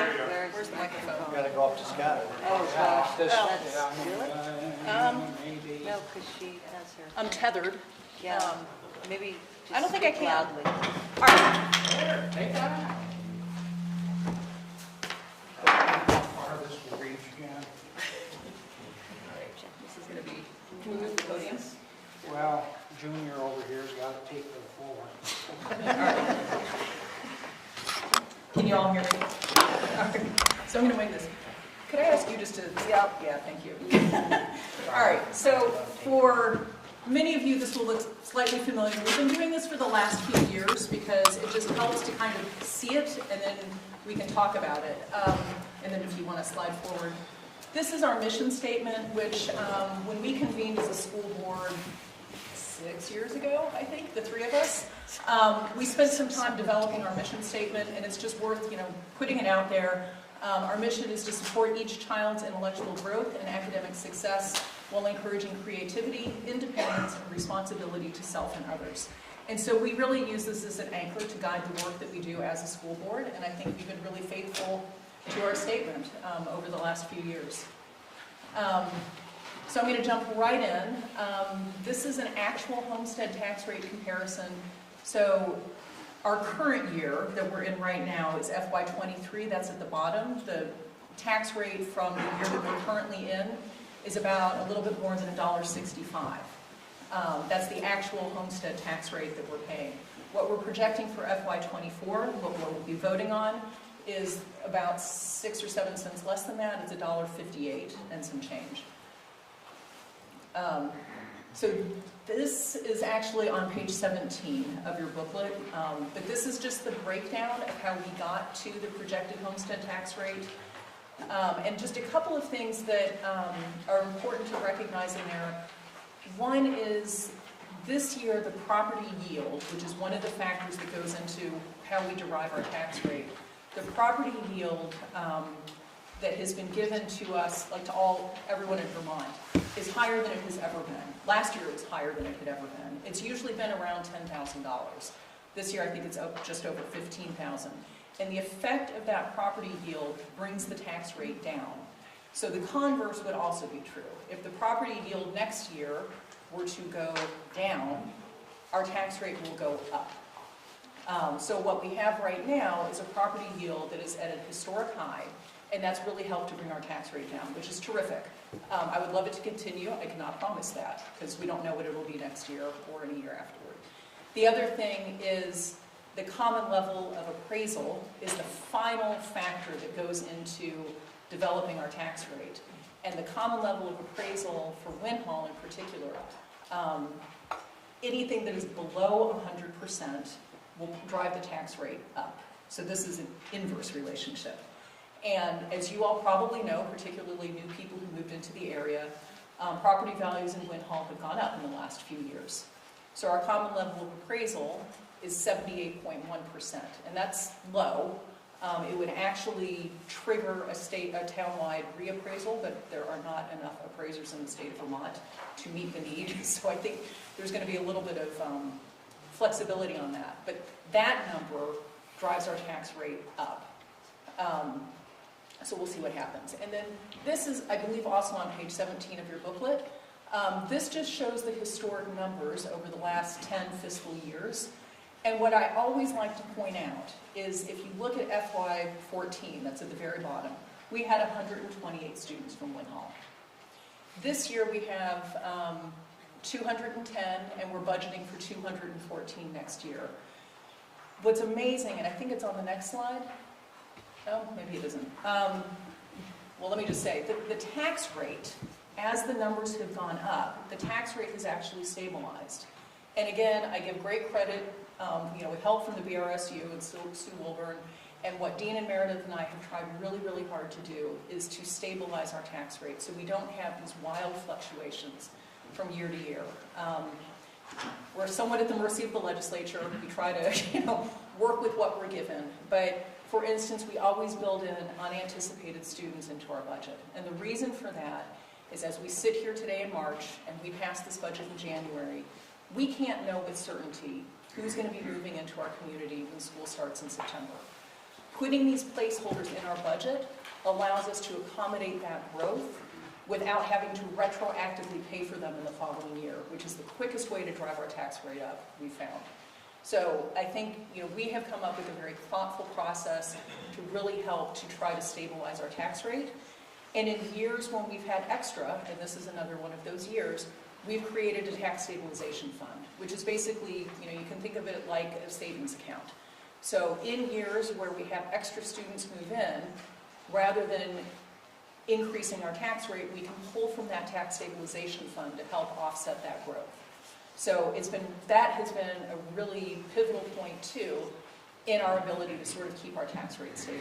So it's thanks to you guys, for the past few years we've been building this tax stabilization fund, and we're actually looking really, we're in a good place with that. I think we've done a lot of good saving over the years. One thing we wanted to bring to your attention, because this will also affect our tax rate next year, we've talked about the property yield, we've talked about the common level of appraisal. The third thing that will change our tax rate next year, in addition to the number of students, is Winhall, along with every other town in Vermont, is going to be assigned new pupil weights. And roughly what that means is the state has determined that certain students cost more to educate. So high school students tend to cost more than, a second grader. Students who are English language learners cost more than a student who is not, who speaks English fluently. So the state has assigned weights to different categories of students, and those pupil weights are going to change effective next year. We don't know for certainty, but everything that we're looking at indicates that as those pupil weights change, it will increase our cost to educate students, just the way the money is divided up. So for instance, and I'm just looking over Sue's shoulder, this year's current tax rate that we're proposing in our budget of $1.65.6 would have been $1.90 if we had used the new pupil weights. So that's something to think in the future. We're looking at an awesome tax rate this year. If that tax rate were calculated using the new pupil weights that will go into effect next year, our tax rate would jump up about 25 cents. So there's a balance here, right? We want to be fiscally conservative, and we also want to recognize that we have a couple of articles that we'll be voting on where, we're going to talk about how to support in what capacity, burn burden in the mountain school. So the other thing is, with that pupil weight implementation that's going to go into effect next year, for the first 5 years, so through FY29, we will be capped at a 5% growth in our tax rate on the homestead tax rate. So if you think about the common level of appraisal, which is that last factor that we tinker with to get our ultimate tax rate, the 5% cap would go into the homestead tax rate. Then we do the common level of appraisal, and then we get our final tax rate. So there's a 5% cap on that growth. If we exceed 5% in any year, we get capped at 5%. During that 5-year time, if we go under 5% growth, the protective cap gets lifted for the duration of that 5-year period.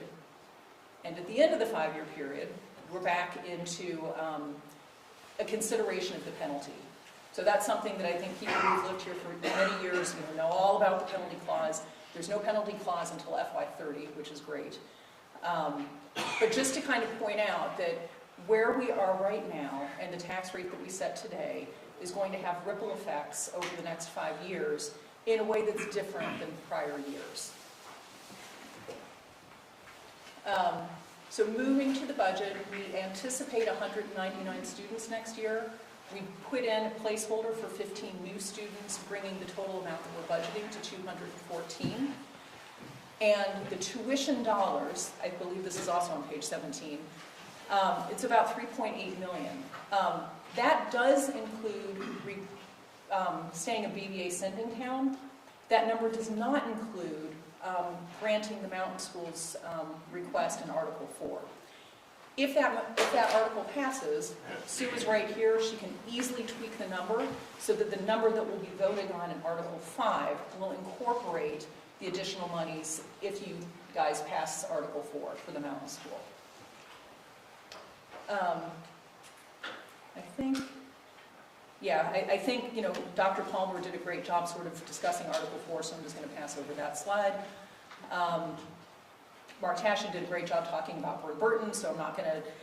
The one thing to point out with Burton is, as a sending town, what that means is that families whose children attend Burton do not pay anything out of pocket.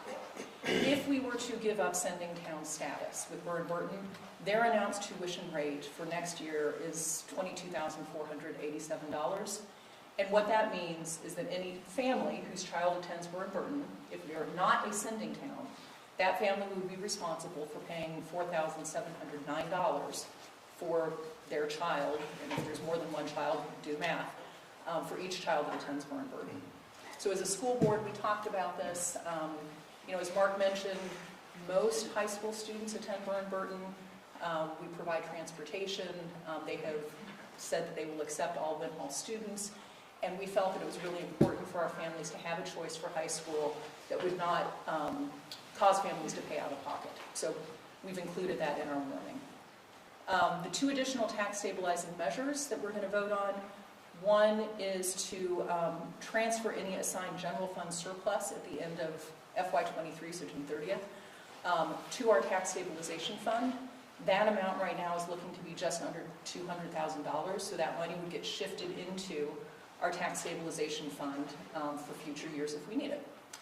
Article 8, we've done this for the last few years, but we would appropriate $20,000 to go into our bus fund. We are looking at new buses in FY27 and FY28. So again, if we kind of pay incrementally and put it into this bus fund, when we actually need to buy a bus, it's not going to jack the tax rate. And then finally, I'm going to switch the slides on you. So Meredith, if you go to the next slide.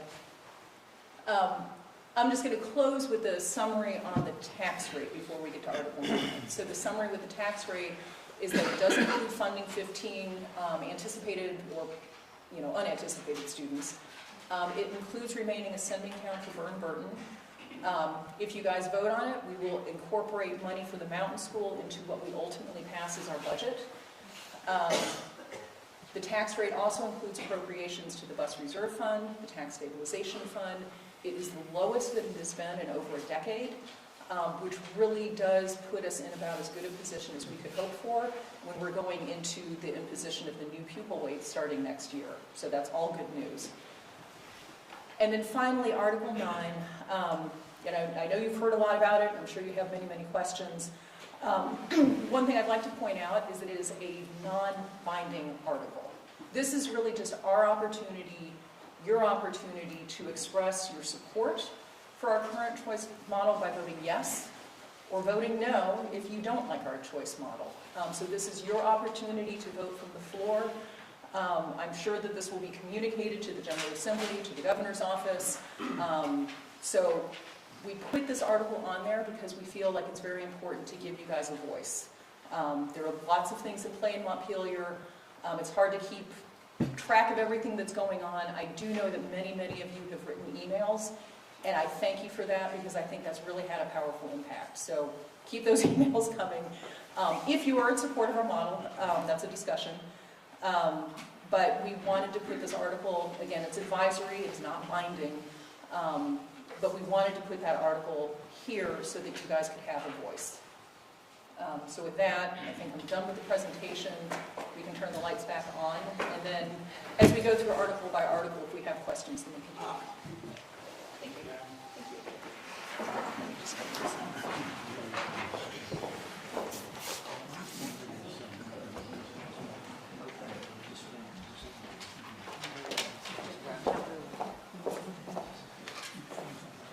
Okay, so first two articles were Australian ballot, so we'll move to Article 3. Shall the voters authorize the school board to borrow money by issuance of notes not in excess of anticipated revenue for the fiscal year July 1st, 2023 through June 30th, 2024. Do I have a motion to move the question to the floor? Christie Boswell. How about a second? You got that, Beth? Okay. All in favor? Give it a shout. Aye. Aye. Perfect. Discussion on Article 3. Because, again, I will reiterate, they usually tell you you're supposed to stand up here and act like an idiot for 5 minutes in case somebody wants to. I'm not going to do that because we've been here for quite a while. I've exceeded my witching hour. I did have a piece of pound cake to hold me over, so when I ask for any questions or comments and I see none, I am going to move on, so be quick if you... So, we will vote. Article 3. Shall the voters authorize the school board to borrow money by issuance of notes not in excess of anticipated revenue for the fiscal year July 1st, 2023 through June 30th, 2024? All those in favor say aye. Aye. Opposed? The ayes appear to have it. The ayes do have it. Article 3 passes. Article 4. Shall the voters approve tuition payment of the announced tuition rate of the Mountain School at Winhall in the amount of $18,000 for grades K through 6 and $19,300 for grades 7 through 8 for the 2023-2024 school year for resident pupils who attend the Mountain School at Winhall? Do I have a motion to move the question to the floor? Kim and Larry, give them a second, or a first and a second. Okay, discussion for Article 4. Okay. Jeff Yates, I just have one question. Do we know how many current 7th and 8th graders? They said there weren't many. Can I, do you guys have that, or should I call? That was my only question. Okay, we have 9 in the budget for next year. Okay, and then there was another hand that was up, yes? So my question is actually about the numbers.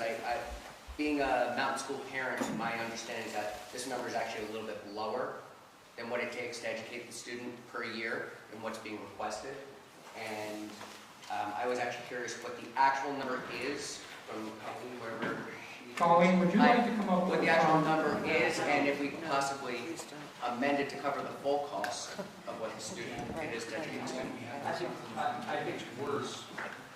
Colleen, will you come up to the front to answer these specific questions that are about the Mountain School?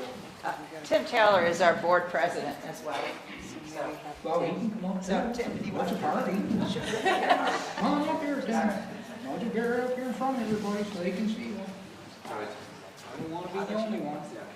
I think we're just appreciative of receiving more money. It's closer to what it costs to educate a child at MSW.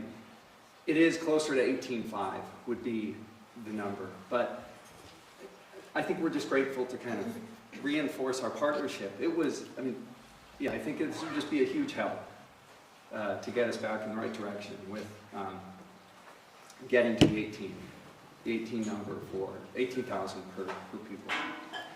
I just want to add, the Board of Trustees has been very generous in their own personal donations to help close the gap, as well as fundraising and grant writing. We would like to keep that to a smaller number. So for this year, I guess we would be grateful if you approve the number that's been presented. You've had time to digest that. And so I think that I would stand by my precedent. I want you guys to stay here in case there's questions. Just move over a little. Okay, Christine. I think it would be awesome if we support the Mountain School Winhall. I know there was one year that Burton accepted the state tuition, that we were just trying to get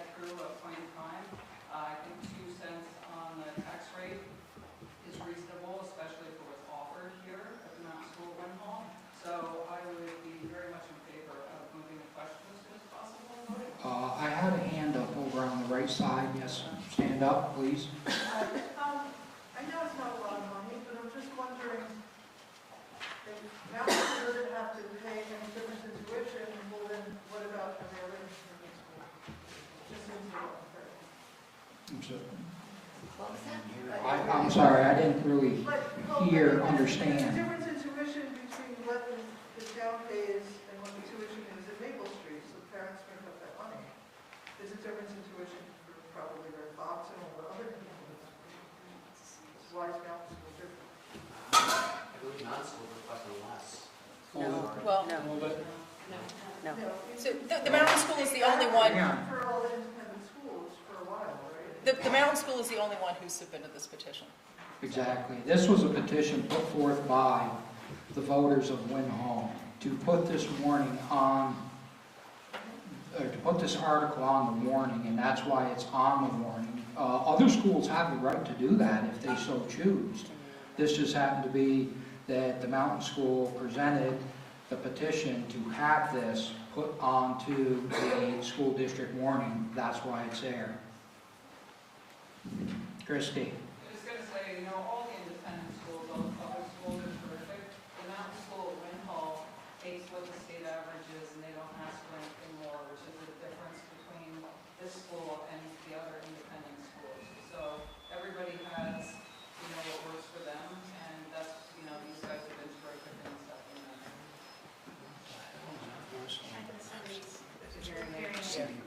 Oh, yes, Jenna. Just the other thing about the Mountain School is that it accepts all Winhall students regardless. Regardless. So it's a different model than those other schools. Kim? So it's important that we understand that our community supports all independent schools, and we support choice. It's not a competition between the schools. It's really the opportunity for parents to have the option to make sure the choices they have before them match their children, their work, their travel patterns, the local economy, everything that supports a family to be successful. It's also really important that our town, through the years that supported choice, just like we wanted to make sure Burton there would be one high school that a parent wouldn't have to put out of pocket for their child to receive a quality high school education. We want to make sure that a parent also has the same K through 8 option to not go dig into their pocket for their child to have a quality education. In an independent school. In an independent, Yeah. So that's really important to keep that in mind. The CLA, the common level of appraisal, in a few years, we'll be starting that in the town, but it's a few years out. And just remember, when property values go up, the amount of money we have to raise with the tax rate is not as high as when the property values were low. So just because our values will go up, it will help our tax rate, which plays into the funding in the future. The fact that we have until 2030 for that to kick in and penalize us, some of us don't know that, but in the years past we had that. And also the fact is this is our first opportunity where over the years, because of the responsible actions of our school board, our tax stabilization pot is high. And if we're going to continue to support choice and all of that, all of those things play into us being able to do that. Okay, Fred, you have your hand up. Just a quick question. What percentage of the Mountain School students are basically bona fide Winhall residents? I'm looking at Erin Harris at the back. It approaches 50 of the current 60-some that we have are from Winhall. Winhall has the primarily large chunk of students at our school. We have a smaller amount from Stratton, and we do have a handful of private pay. Thank you. Any other questions? What? It It doesn't answer. This is only from Winhall, right? Thank you, Larry. Second by Dave Squires. Okay. 44. Shall the voters approve the tuition payment of the announced tuition rate of the Mountain School at Winhall in the amount of $18,000 for grades K through 6 and $19,300 for grades 7 through 8 for the 2023-2024 school year for resident pupils who attend the mountain school at Winhall. All those in favor say aye. Aye. Those opposed? The ayes appear to have it. The ayes do have it. Article 4 passes.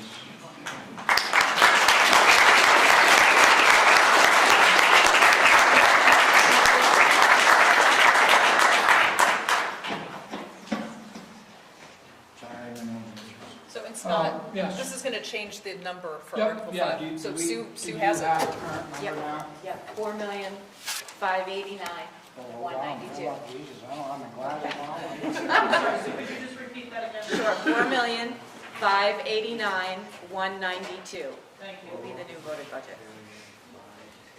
What was it before? 4,523,694. So the budget went up by 65,000. 490 change, right. Okay, Article 5.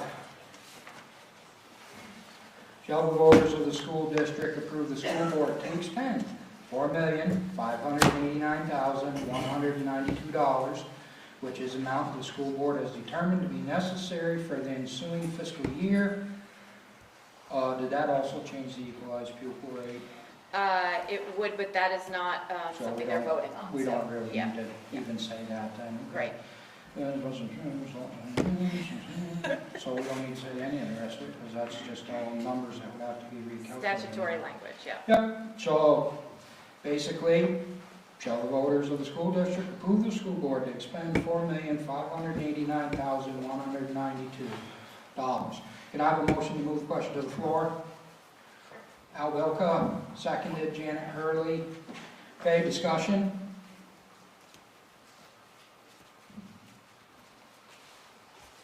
I have a motion to move the question to vote. Kim Waller, Al Wilka.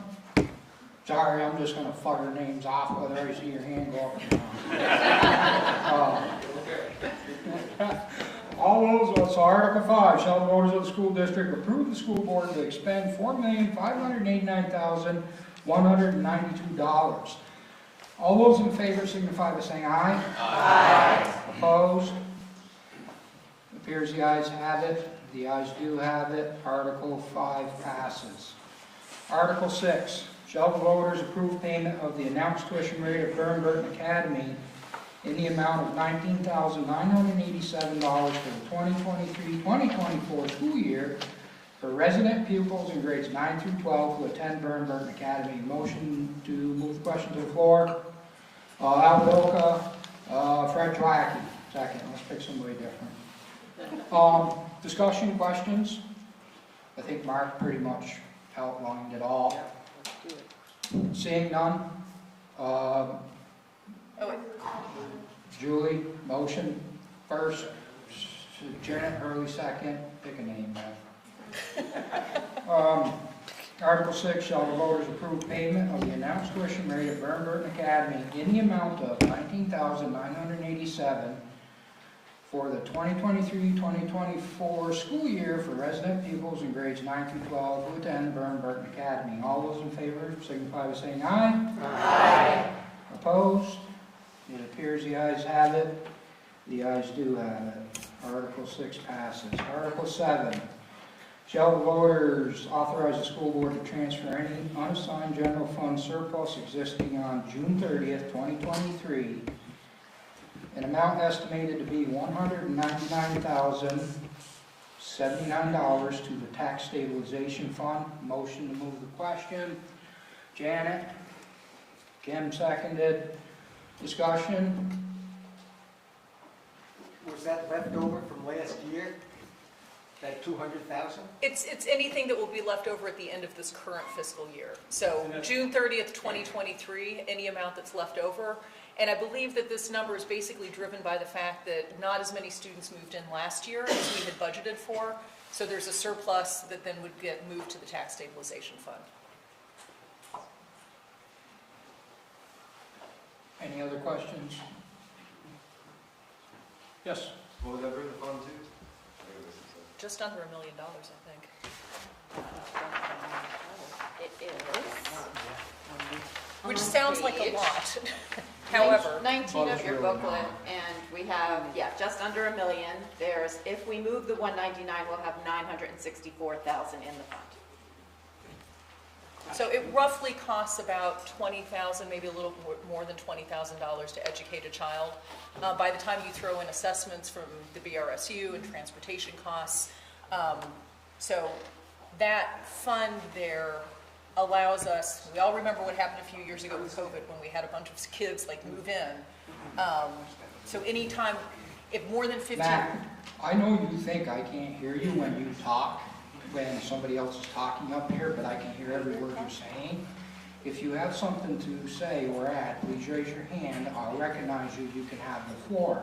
If somebody else is speaking, because it is, if I can hear it, I know the folks around you can hear it. If someone else is speaking, should I have you be quiet until they're done and then raise your hand? Yes. Thank you. Jen, go ahead. Did you want to finish your... Yes. Anyway, when we have unexpected students apart from what we've built into our budget when they move in, this allows us to pay for them without, coming back to you next year. And the simplest way I can say it is if, we budgeted for 15 unanticipated kids, let's say 20 kids move in, this allows us to pay for those extra 5 kids out of the tax stabilization fund instead of coming back to you next year saying there were 5 kids that we didn't put in the budget, we need to retroactively pay for them, build them into this current budget, and then, allow for growth. And in years past, with the application of the penalty clause, that was the quickest way to put us in penalty. So it's been really, really helpful to have the tax stabilization fund. And that impacts our tax rate considerably, the Yeah. volatility. And I would just add that it's really important that we put money into that fund when we have a good year, for lack of a better way of saying it. This is a very good year for us. We have a lot of things like the property yield and the CLA that came down in our favor. So we have the opportunity to put money into the tax stabilization fund now without it costing us much. As Jen alluded to, when the new pupil weights come in and the CLA and the property rates are adjusted, things are going to get progressively harder as those numbers start to change. It's going to be much more difficult for us to put money into the tax stabilization fund without it really hurting the tax rate. So it's really important that we put it in now when we can effectively, get that money for a very low cost on the tax rate. Elton? At what point in time would the fund kind of stop putting money into that fund? At 1.5 million? If there's, and correct me if I'm wrong, Jan, I may remember some of this. If there's always a surplus, because that tax stabilization fund, I know it sounds like a lot of money, $1 million, but that could get chewed up in 2 years and you'd be right back to zero. It would be my understanding that as long as they put the article on there, that any surplus, they would move into that tax stabilization fund and build that as much as they can, because sooner or later it is going to turn the other way, and you'll see how quick all of a sudden that fund just disappears. So there, to my knowledge, there is no cap on that fund. You just, because it helps us in the long run. It really does. Yeah, we've never gotten to that point before, to be honest. That's a question, maybe when we have a bunch of money that we're looking at, that would be a good conversation to have, but I don't think we're there yet. Yeah, Dave Squires. Motion to move the question. Second by Christy Boswell. We'll move the question. All in favor, say aye. Aye. Sorry, my apologies to the body. I was getting old Boswell. I shouldn't do that. Okay, so Article 7. Shall the voters authorize the school board to transfer any unassigned general fund surplus existing on June 30th, 2023 in amounts estimated to be $199,079 to the tax stabilization fund? All those in favor say aye. Aye. Opposed? It appears the ayes have it. The ayes do have it. Article 7 passes. Article 8, shall the voters appropriate the sum of $20,000 for the bus reserve fund? Motion to move the question to the floor. Mary Beth, and seconded by Janet. Discussion? Motion to move the question? Yeah, pick some names. Janet, Roundtree, Christie. Okay. Shall the voters appropriate the sum of $20,000 for the bus reserve fund? All those in favor signify by saying aye. Aye. Opposed? It appears the ayes have it. The ayes do have it. Article 8 passes. Article 9. Jesus. Shall the Winhall School District advise the school board, the Vermont General Assembly, and Governor that because our district does not operate a public school, students have the ability to choose from a variety of public and independent school options. Number 2, the electorate does not support the public funding of any school that discriminates against students or staff on the basis of race, creed, color, national origin, disability, marital status, sex, sexual orientation, or gender identity. Number 3, the electorate supports the current structure of independent schools having autonomy over their governance and operations within the current regulatory framework. This structure of oversight has enabled our district to make school education available as required by the state of Vermont, while maintaining confidence that the public and independent schools serving our students provide a high quality of education. Number 4, the electorate opposes efforts to change the current structure in a way that eliminates educational opportunities made possible by our current practice of school choice. The electorate believes our current local education system is a great example of Vermont traditions, has evolved within this current structure through a high level of community commitment and an appropriate exercise of local control to provide high-quality, equitable education opportunities for our students. As Jen said, this is a non-binding article, but what this article, well, first, do I have a motion to move it to the floor? Sure, Janet, Christie, Dave, take your pick. Really, what this does is it lets us, the voters, say to your representatives, we want you to oppose what the state is trying to do. And in the past, we would call them straw polls or what have you. And really what it does is it gives them a feeling of the direction the town wants to continue to move in. If we are happy with the direction we're going with our current education model, then we would vote yes, or we would vote yes for them to oppose all this nonsense. If we are not happy, then we would say, no, we don't want you to oppose. And that's really what it is in a nutshell, period. It's not any big major thing, but what the school board looks for is they're looking for your guidance, to hear your voice.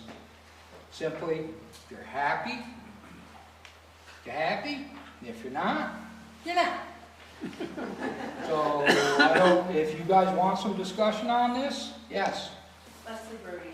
I just wanted to take this opportunity to thank you all for putting this article out there, and also just thank you for all of your work in guiding us. You've made things really clear and understandable, and I just really appreciate that. Thank you.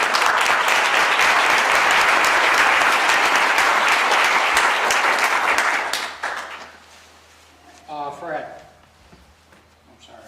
Does this include both in-state and out-of-state schools, both boarding and live at home? So I believe we've got at least one student who is attending a school out of state. Two. I do know that that is something that the legislature is looking at, and so that provision of law may change. There are many steps from when a bill is introduced until it becomes law, and many changes can happen in the meantime. A current draft bill would put a 25-mile cap on students being able to attend a school out of state.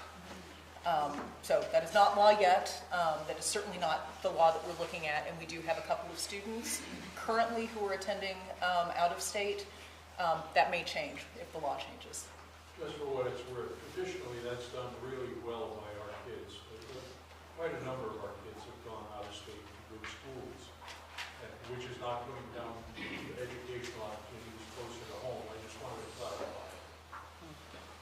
Fred. Anybody else? Yes, Ken. So, thank you again also to the board, but I want to say, if you haven't seen this attachment that the board submitted to the state, all of you need to read it, because we are not out of the woods if you care about how we fund schools and the school options that we have. Because I think the key points here is, if we lose choice, our budget will significantly change, and not for the better. The misnomer that choice costs more money is unknown outside of our communities. They really use that against us. But our choice actually is healthy for our economy and maintaining costs. The other part of losing choice is that this is democracy in action. We actually have a say in what we spend our money on, how we control the future of our whole community, because schools are a part of the puzzle and everything's interrelated. And by not having choice, if any of this went into play, we would lose our voice on the cost per pupil. We would lose our voice in our budget and our tax rates. So this is bigger. It's not just about parents caring about what choice is. It's about all of us caring about what choice is. So don't give up. Everybody needs to read this, send an email, send a letter, send a postcard. It is about our whole economy, our community, our connectedness, our jobs, our ability to attract young families to stay here, work here. It's about being able to find them housing. It's all of that is part of choice. And so please, we're not out of the woods. We need everybody's voice on this. Thank you.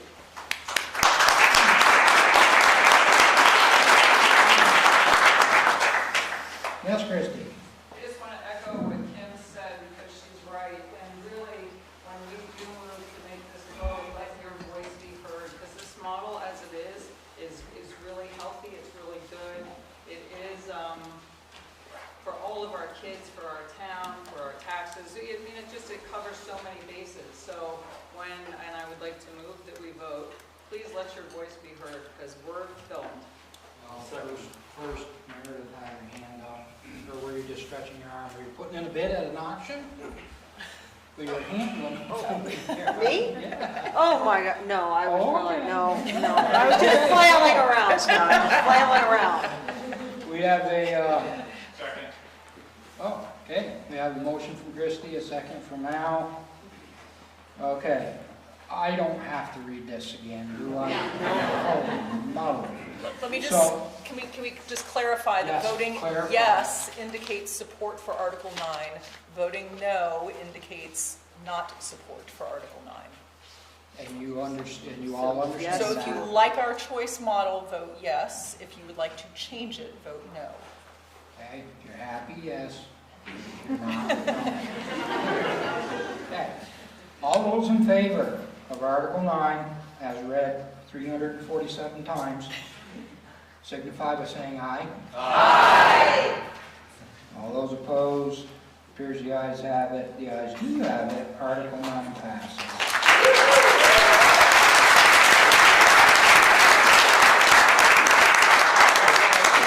Article 10, to transact any other business which may legally come before the meeting. If there is none, I would like to speak to the school board. These three members of your school board are phenomenal. Phenomenal.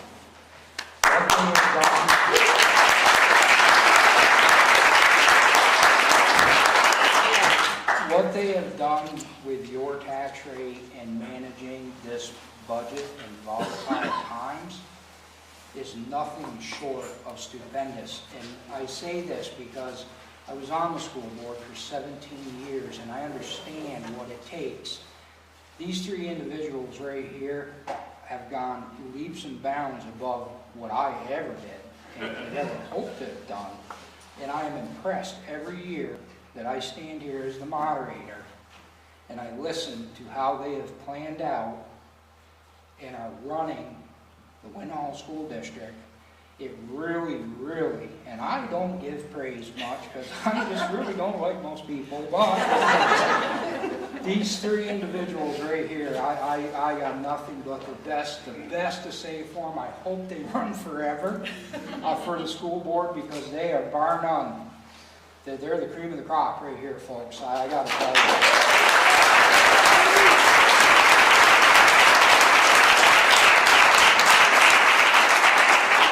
Not gonna hug him? Oh, sorry. Yeah, I got hot. I had to take off my vest. I was trying to keep it covered up. I don't know if you can all see it, but it says I hug my enemies or the people I hate, so I know how big of a hole to dig in my backyard. I was trying to keep it covered up, but it got so hot up here. I was like, oh my God.